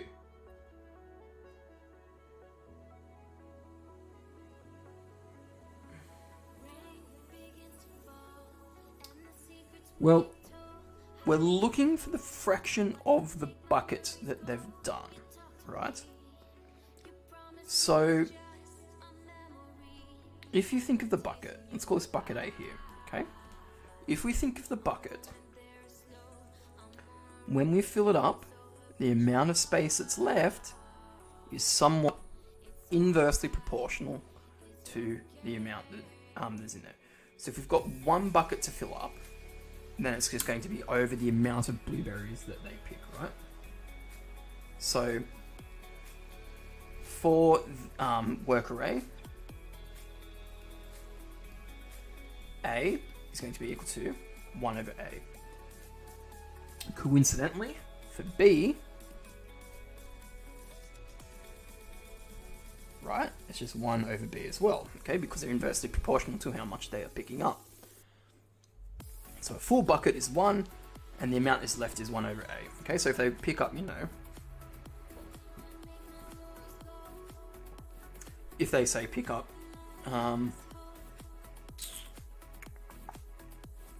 yeah, no, that's right, yeah.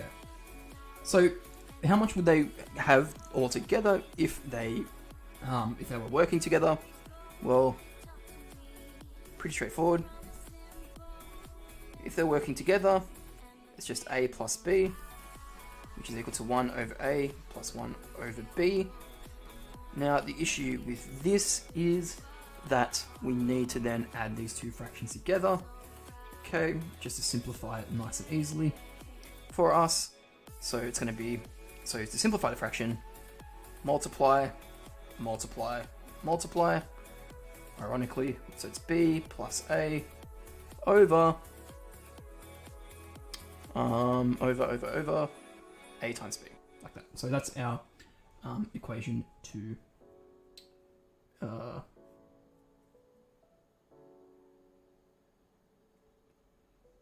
that's the the expression that tells us how much they would get if how many they'd pick if they picked them together, right? Now, part 2, what does the reciprocal of the fraction represent? The reciprocal represent the number of hours it would take to fill one bucket with A and B working together, okay? So if you take the reciprocal of this, it would essentially be just telling you how long it would take to fill it up, okay? So, you know, if A picked, 20 berries, and B picked 5 berries, and you put that into it, then you did the reciprocal. The reciprocal is just telling you how quickly they did it, okay? So, yeah, pretty...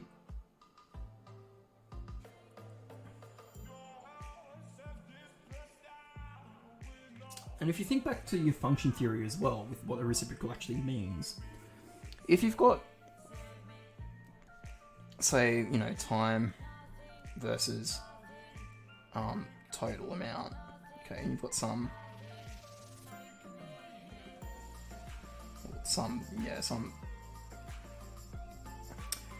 oh, actually, no, it would be the other way around, wouldn't it, for this particular case, because it's the time is independent of how much they're working. So picked and time it takes to pick that many. Okay, so if you've picked like 4 things, okay, that's not going to take very long to do. But if you've picked like 1,000 things, that's going to take quite some time to do, right? So it's some function like this. Okay, and if you think of that function, okay, the more you pick, the longer it takes. Okay, or vice versa. When you think of the inverse of this, or the reciprocal of this, I should say, it's when you're swapping your x and your y axes around. Okay. So the reciprocal in this case just represents the number of hours it would take to fill one bucket. Okay. So pretty much at that point there. All right, let's move on to the next question. Question 13.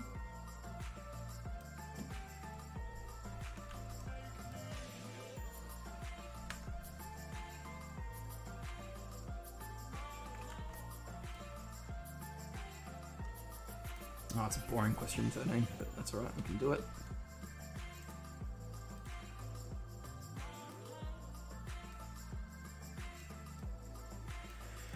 Okay, the radius of Mars is approximately 3,397,000. Write this number in scientific notation corrected to significant figures. Okay, so 2 marks, 1 for the significant figures, 1 for the correct scientific notation. So we'll start off with scientific notation. How many jumps does it take to get between the first and the second number from left to right? 1, 2, 3, 4, 5, 6. So whatever this is, it's times 10 to the power of positive 6 because we moved in the left direction. As we said at the start, if we're moving in the right direction, then we would be doing the negative power. 2 significant figures, so the first 2 non-zero digits, 3 point something. Okay, so my rounding, 3 point, so it's a 3. The next number is a 9, so it tells me to round the 3 up to a 4.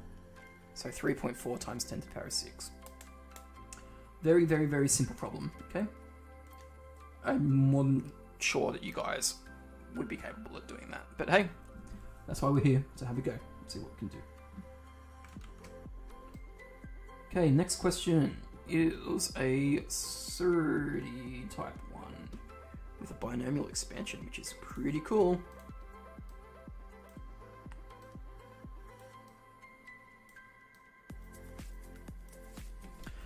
Okay, find integers a and b such that 3 minus the square root of 2 squared is equal to a minus b all squared. Now, there's a couple ways you can do this one. There's the shortcut way or the long cut way. I'm going to do the long cut way and then talk about the shortcut way, I think. The shortcut way just relies on you remembering more steps. So, like, if you're good at remembering how to do things, awesome. If not, then don't worry about it. So, a plus b such that this. Okay, so we've got 3 minus square root of 2 squared. Well, this is the same as writing as 3 minus root 2 times 3 minus root 2. Okay. So we're just going to do a FOIL expansion. So it's first, outside, inside, and last. So the first 3 times 3 is 9, pretty straightforward. outside, so 3 times negative root 2 is negative 3 root 2. Now the inside, minus root 2 times 3 is again just negative 3 root 2. And finally, negative root 2 times negative root 2 is just positive 2. Okay, so we've done that. Now let's add our bits together. And we want it as in a minus b root 2. So whole number, take away surd. So it's going to be 11, or add surd, take away surd. Minus 6 root 2. Okay, now you've just got to be careful with your answer for this. Okay, because it wants what a and what b are equal to. Right? Now a is pretty straightforward. A is just 11 because it's just a number that's at the front. But for b, it's the negative of b. Now, if it's already negative 6, okay, what value must b be then to satisfy that? I guess you would say that expression like that. Yeah, what b you need to satisfy that expression? Well, in this case, b would just be equal to 6, okay? Because it's asking for negative b, which is negative 6 in this case, so b is just equal to 6.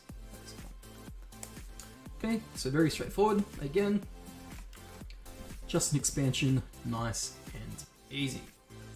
Alright, let's have a look at the next one. So on my list, number 15.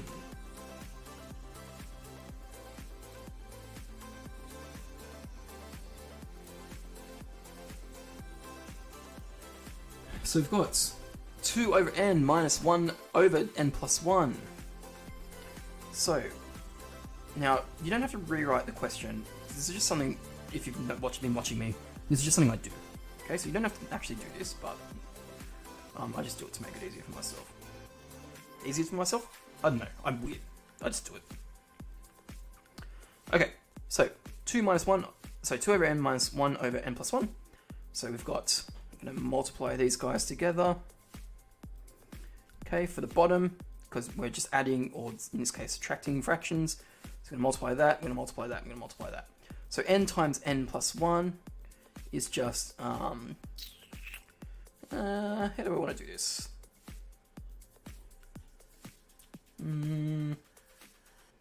I might leave it in factorized form for now. Okay, and we might simplify it later, but just going to keep it in factorized form for now. 2 times n plus 1 is just 2 lots of n plus 1, and minus 1 lot of n. Okay. Now we're going to simplify everything. So yeah, I think I'm going to merge everything. So we've got 2n plus 2 minus n over...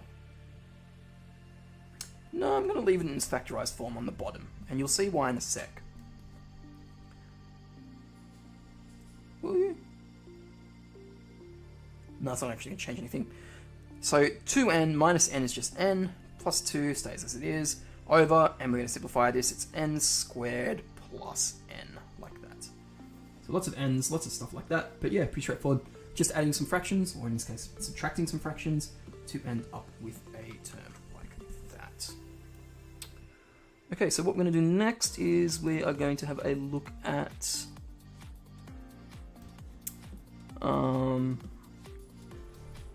some more functions, ironically.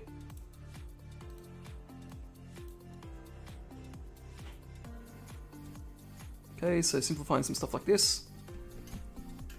Okay, so p over q to the power of 3 divided by pq to the power of negative 2. So what I want to start off by doing is I'm actually going to simplify this by pushing all the indices back into the to the values. So we've got p cubed over q cubed divided by pq to the negative 2. Okay. So if we're dividing by pq to the negative 2, I'm going to rewrite this as p to the power of 3, q to the power of 3, divided by... Now, negative indice means we're going to rewrite it as a positive indice, but on the bottom of a fraction. So this becomes p, I'm going to do it in green, p over q squared, okay? So the indice changes from a positive to a negative, okay? But it then moves on to the bottom of the fraction like that, okay? Now from here, what we're going to do is we're going to divide some fractions. So to divide fractions, easiest way to do it is to multiply by the reciprocal, okay? Nice easy trick, allows us to simplify some fractions, pretty straightforward, okay? And changed it from times to divide to times, okay? Now, to multiply fractions, multiply the tops, multiply the bottoms, okay? So p cubed times q squared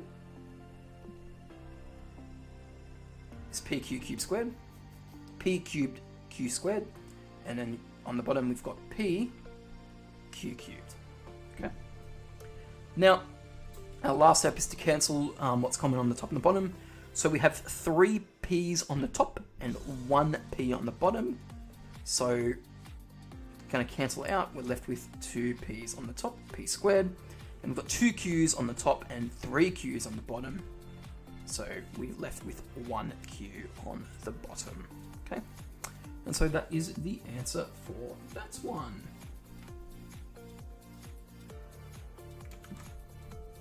Alright. Ooh, now we've got a little bit of a toughie, which I'm kind of keen to do. I've run out of space, so I'm going to move across to the side again.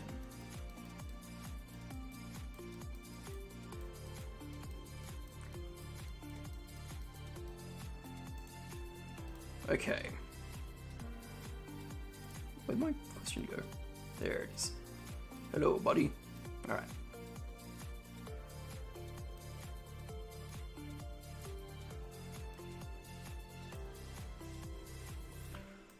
Okay.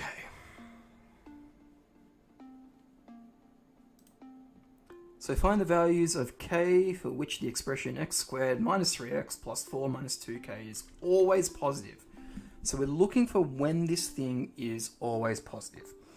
Now, I feel like I've done this question very recently, so I shouldn't stuff this one up too badly. Now, x squared minus 3x plus something is always positive. So it is a parabola, and we've got to think to ourselves, well, what do we actually know about parabolas? Okay.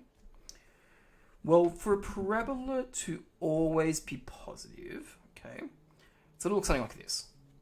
Okay.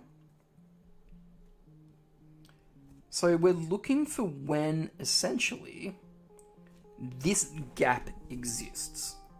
Now, the only time this gap exists is if our function is bigger than the parabola that is pushing from the top. Stressing about English and nothing else? That's fair, Lantern. I do not blame you. English is pretty stressful. But with only 1 week left, I thought I might start doing some math stuff, eh? Alright, so what we've noticed is that our expression is going to be positive, or always positive, when it's essentially bigger than the function that's touching this. Okay. Now, the only time we have a parabola when our the only time when we have a function that's a parabola is when our parabola is essentially in the form of x minus k all squared, also known as a perfect square. Okay. So the very simple one is y is equal to x squared. Okay. But anything that falls into this form here will be a parabola that essentially is always positive. Okay. So what we need to do is we need to turn this equation here into something that looks like this. And the way we're going to do that is by a method called completing the square. What completing the square does is it allows us to essentially turn any parabolic function into this guy here. Okay.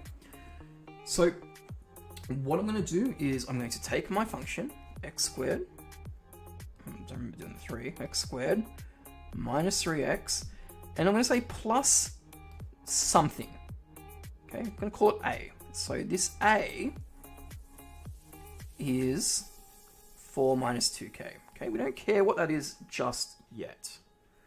X minus 3x plus a.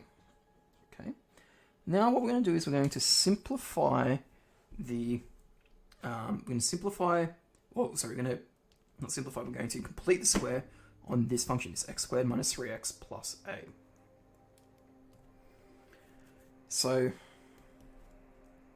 let's look at completing the square on this. Now this is just the way that I do it. You may have been taught it a different way, but the way I do it is I do half of this number here, okay, and then I square it. So what I'm going to do is I'm going to add 9 on 4 and take 9 on 4 away, okay, because what this essentially allows me to do is it allows me to, you know, it allows me, excuse me, to turn this back into a perfect square. So we're going to get x squared minus 3x minus 9 on 4.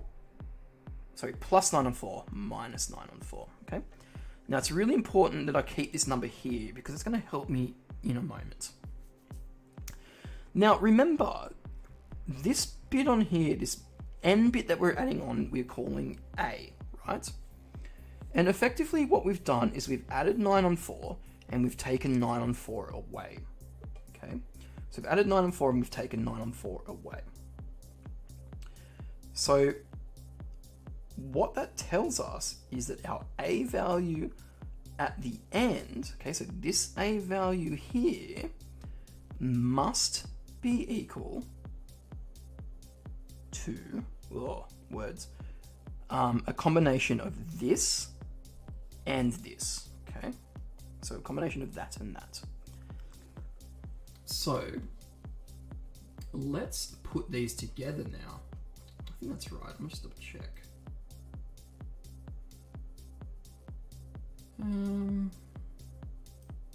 Oh, there's a much easier way to do it, but that's okay. So we know that this guy here must be equal to a, okay, because it's the bit that's tacked on the end. So what we're going to do is we're going to complete the square on this. So this becomes x minus 3 on 2, all squared like that, okay, minus 9 on 4 plus a, okay, so plus a. Now, to essentially eliminate, because we just want the perfect square to exist, right? We only want this bit here.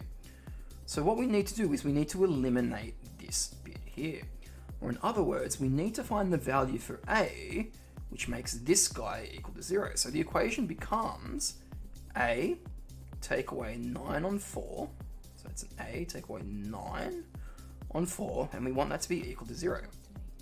Well, our a value in this case is equal to 4 minus 2k. Okay, minus 9 on 4 is equal to 0. Okay, and so we can look for k values now, which are going to make this work. So, solving this equation, we're left with minus 2k on the left-hand side, and on the right-hand side, so 4 is the same as, that's the same as 16 on 4. So it's going to be negative 25 on 4. Okay, if we move that over, so if I move both of those over to the other side, no, it's not negative 25, it's going to be minus 16 on 4 plus 9 on 4. So negative 2k is equal to negative 7 on 4. And then if I divide both sides by negative 2, we get k is equal to minus 7 on, positive 7 on 8. Okay. So now the question becomes, well, is it positive or is it negative? Or sorry, is it when it's bigger than this, or is it when it's smaller than this? Okay. Well, it's a positive parabola, so we're looking for the values for when this whole thing is going to be greater than 0. Okay. So essentially, we're looking for when it's greater than 0 in all of these situations here. So because when we when we divide by our negative, when we've got greater than signs, it becomes less than. Now, just to verify that as well, because we want to check and make sure that that graph is the correct graph, I'm going to use our trusty friend called Desmos.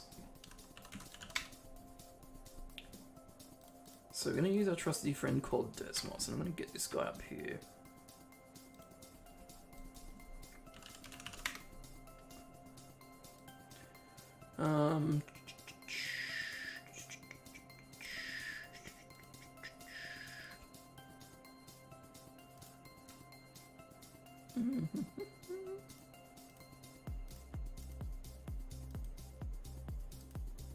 This one. No, this one. Maybe? Yes. Maybe. Is it working?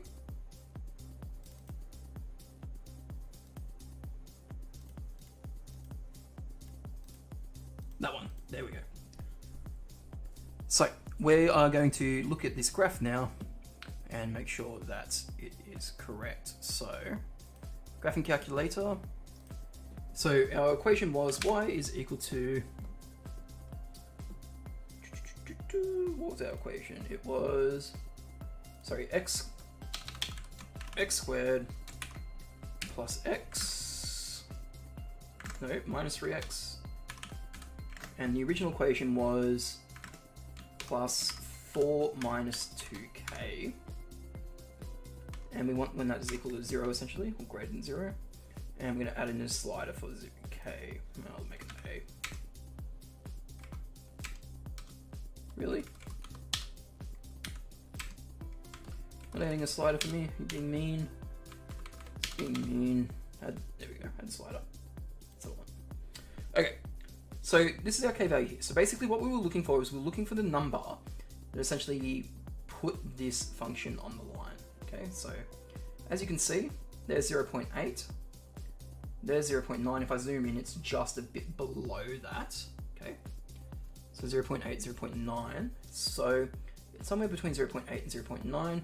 It's when it's greater than that value, not less than like I had like a silly. No, sorry, it's less than, because all the numbers that are less than the number between 0.8 and 0.9 make this parabola always positive. Okay. So the number that we came up with was 7 over 8. So if I type in 7 over 8, what that should do is that should give me a parabola that's directly on that, which it does. And so any number that is smaller than 7 over 8 should give me a value, or should give me a parabola that's bigger than that, okay? So if I put this in again, so 7 over 8 is between 0.9 and 0.8. There's 0.9, there's 0.8. 0.8 is less than 7 over 8. And then all of these numbers are less than 7 over 8, which is giving me a parabola that's always positive. Okay. So it's a pretty disgusting question to solve that one. There is another way to do it as well, which involves an inequality and a discriminant. I'm not going to get into that at the moment because I like the completing square way because it's a little bit of algebra that makes it a bit nice. But yeah, that's essentially how you solve that problem. There's my whiteboard. Okay. So essentially looking for when this guy here makes this whole thing equal to 0, basically. Cool, alright, it is 9:07, so I think that's going to be a few more questions for us to do. Let's see if we can try and finish up this sheet I've got, which is pretty cool, if we could get it done.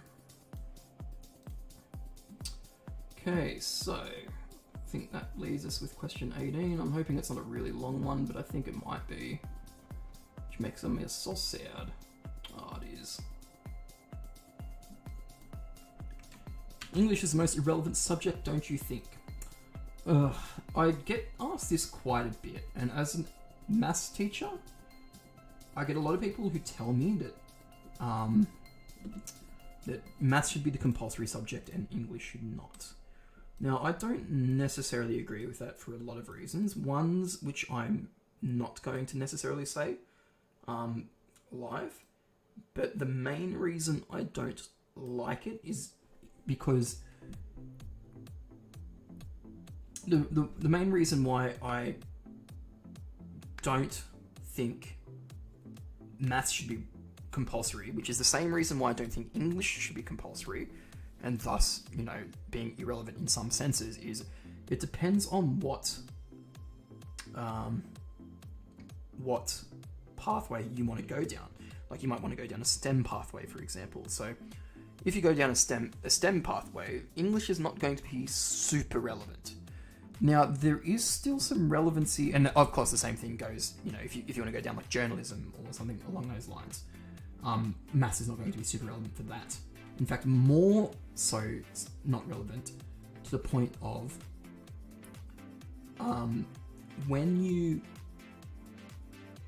go into a STEM subject, such as engineering or some form of science, what English does in high school is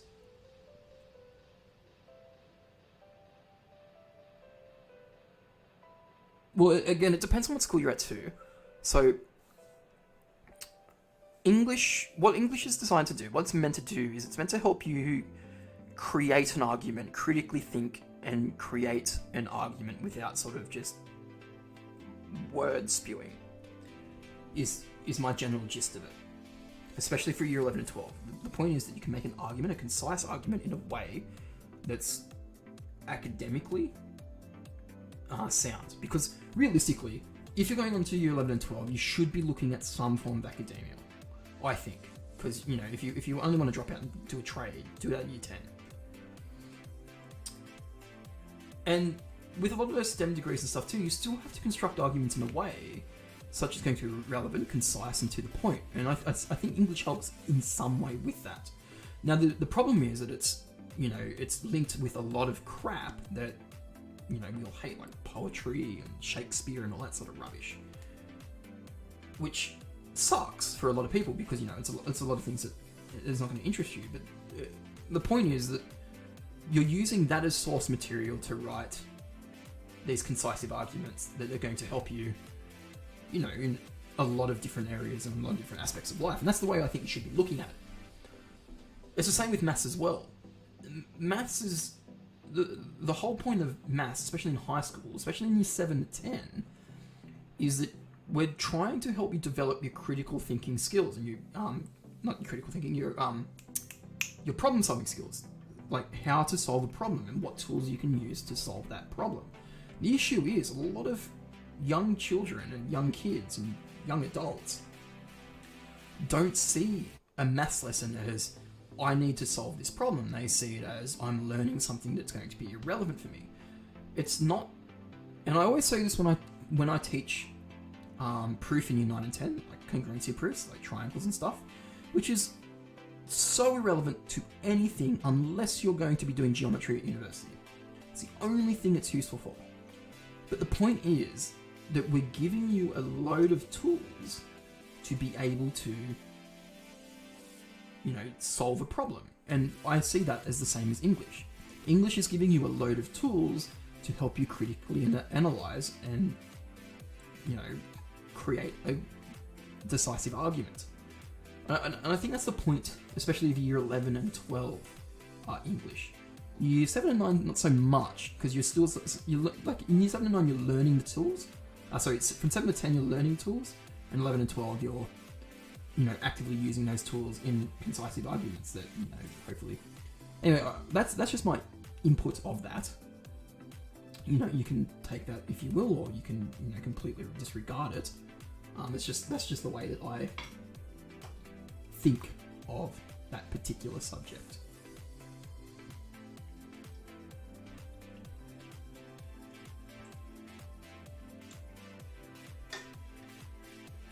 Yeah, I think the fact that, not so much that it's compulsory, but the fact that it's a subject that must be used as part of your ATAR calculation is probably what the biggest issue is. But with that being said, there needs to be some common measurement to sort of weigh where you are with the rest of your cohort. Now, again, the problem with that is that English is not everyone's strong suit, whereas maths might be much stronger for other people too, which is why I think there should be that choice of, make either compulsory. You have to do English or you have to do maths. You don't have to do both. You don't have to do one or the other. You have to pick one that you want to do. But again, I feel like that's going to skew the ATARs quite a bit, because at the end of the day, if you are going to academia, you still need to know how to write, regardless of what degree you're doing. I know as a maths teaching degree, not so much the maths side, but the teaching side, for maths teachers this is, the amount of essays I had to write was ridiculous. And I guess that makes sense because I'm going into that sort of field. But the only things that you wouldn't have to be doing any sort of writing for would be like pure maths degrees, almost. Like you still have to write,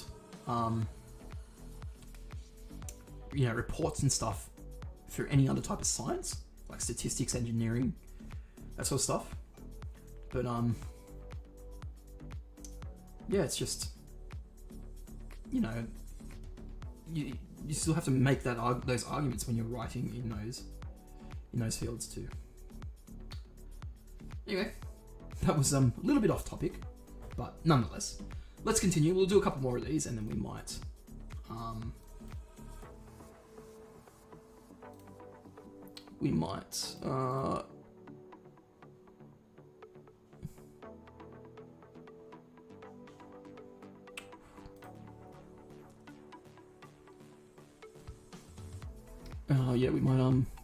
we're going to do a few more questions, and then it might stop us for the night, and then we'll start again tomorrow for a big day. Okay, Sue and Mikey. Oh, that hurt. Ugh.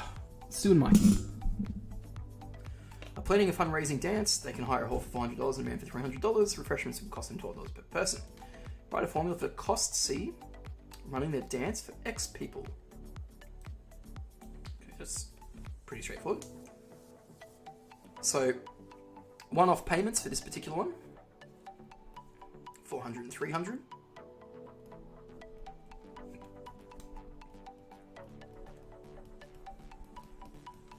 Which is $700.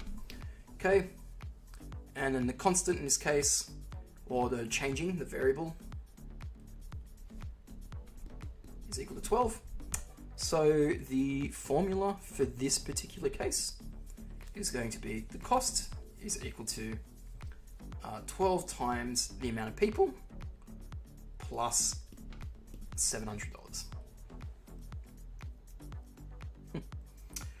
Ironically, in the graph that they give us below, it actually helps you with that problem too. If you have a look at the costs, it's about 700, and you can probably count how far along each one goes. Anyway. Okay, the graph shows the planned income and costs when the ticket price is $20. Estimate the minimum number of people needed for the dance to cover the costs. So estimating, the cool thing about estimating is if you give a number, just it's within the range, they usually give it to you. I taught with a teacher who was an HSC marker for standard, not for advanced, unfortunately, but a lot of the cases, as long as you're within the ballpark with these types of estimate questions, you can't go wrong. Like, it's worth 1 mark. They're essentially asking you, can you read a graph to some extent? The break-even point is here between 20, 40, 60, 80, and 100. It looks pretty much halfway at 90. Okay? So the number of people that have to attend, about 90 people. Okay? So if about 90 people attend, okay, as long as you say around, so if you said anything between 80 and 100, you'd probably get the marks, like, just saying. But the more accurate, the better, but just be aware that you've got that wiggle room. So it's part 2. Now it's part 1. Okay, part 3. How much profit will be made if 150 people attend the dance? Okay, so 150, so 120, 140, 160, 150 is here. Okay, so the amount that they will spend if 150 people attend is, if I could draw a line properly, 2,500. And they would get $3,000. So income minus costs equals 3,000 minus 2,500, which is equal to 500. Pretty straightforward, yeah? Sue and Mikey plan to sell... Oops. Come on back. Thank you. Sue and Mikey plan to sell 200 tickets. They want to make a profit of $1,500.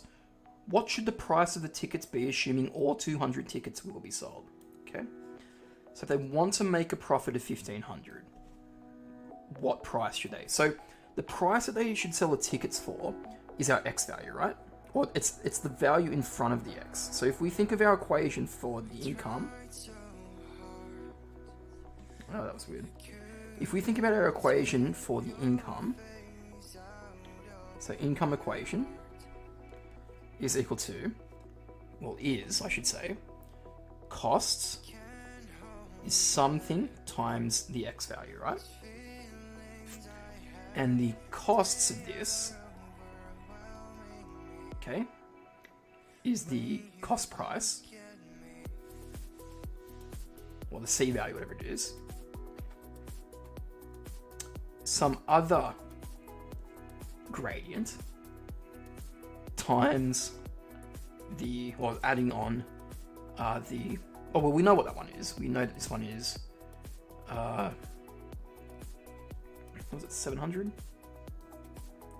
12x plus 700.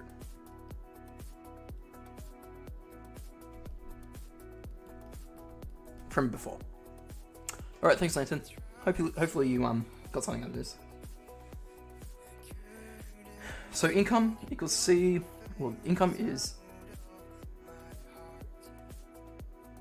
C is equal to some m of x, and the other one is 12x plus 700. Now, what we want to do is we want to combine these two equations together, and we're looking for when the costs, or the income is equal to, and it should be dollars actually, D for dollars. The income is equal to, or it's the difference, isn't it? We're looking for when the difference of the dollars, so we're looking for the difference, because we're looking for a profit, aren't we? So it's the difference is equal to 1,500. So the easiest way to find the profit is you look for the costs and you minus the income. So the difference is equal to, so let's find the difference of these two equations. Okay. So D is equal to some m of x minus D is equal to, is this the best way to do this? Probably not, now that I'm thinking about it.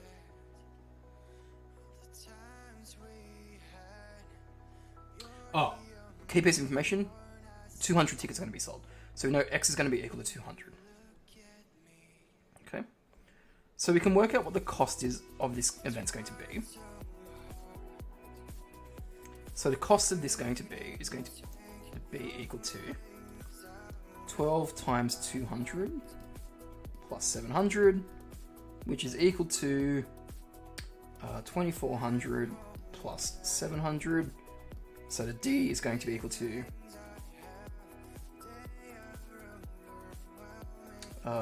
maths is escaping me. 31. Okay, so 3,100 for that. Okay, now we just got to substitute this because this is the D cost. If we substitute this into this equation here, where x is equal to 200, we should be able to find our m, and our m is cost per ticket. Okay, so the difference is m times x, so it's 200m. D is 3,100, so we'll put that in there. Okay, divide both sides by 200, so we get 3,100 on 200 is equal to our m, which is our cost of ticket price, and cancel out a few things, and half of 31 is 15.5. Okay, so they should sell tickets for $15.50 if they plan on selling 200 of these things. Okay, so with that being said, let's do one more, and I think we might call it there. What do you guys think?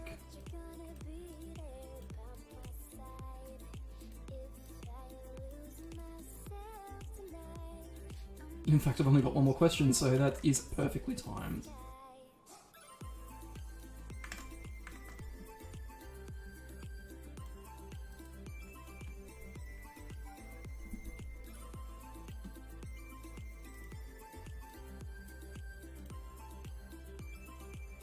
I'm looking for this down here.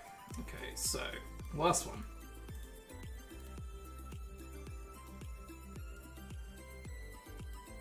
Okay, so this is another one that's a combination or expected crossover with standard. So let's have a crack, and then we'll call it a night. So the relationship between British pounds, P, and Australian dollars, D, on a particular day is shown in the graph. Okay, so quite conveniently for us, they have plotted 7-4. So 7 Australian dollars is the equivalent to 4 British pounds. I don't know how true that is, by the way. And it also changed based on the actual changing exchange rate. But regardless, let's continue. So write the direct variation equation relating British pounds to Australian dollars in the form P is equal to MD. Leave M as a fraction. Okay, so M in this case is rise over run. Okay, it's just our gradient. Easiest way to do that is y2 minus y1, so pick 2 points and find the difference in the x's and the difference in the y's. So 2 points, well, first point is 0, 0. Second point is 7, 4. So the differences in the y's are 4 take away 0. And the difference in the x's is 7 take away 0. So our gradient is 4 on 7. Pretty straightforward. The relationship between Japanese yen and Australian dollars on the same day is given by the equation y is equal to 76d.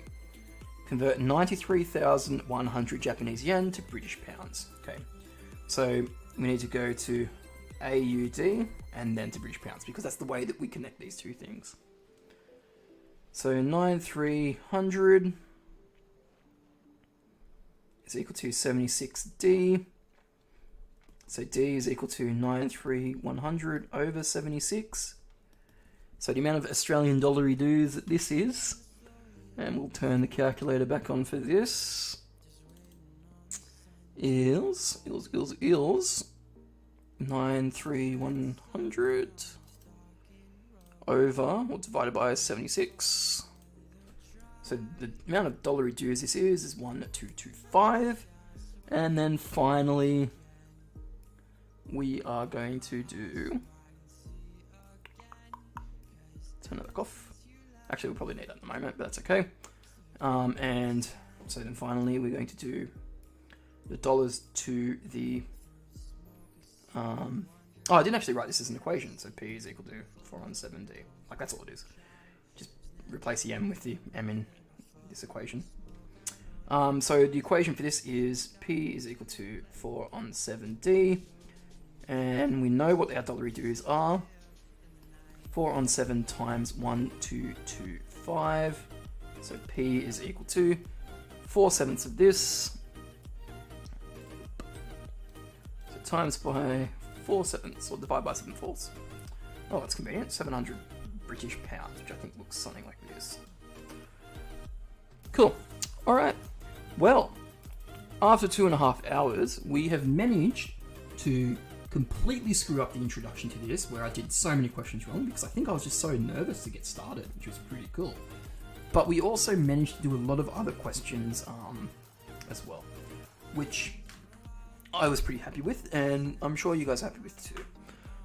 So again, we're going to be doing some more of this tomorrow, all day. We're going to be doing some advanced, we're going to be doing some standard, depending on if I get any viewers for standard, we'll see.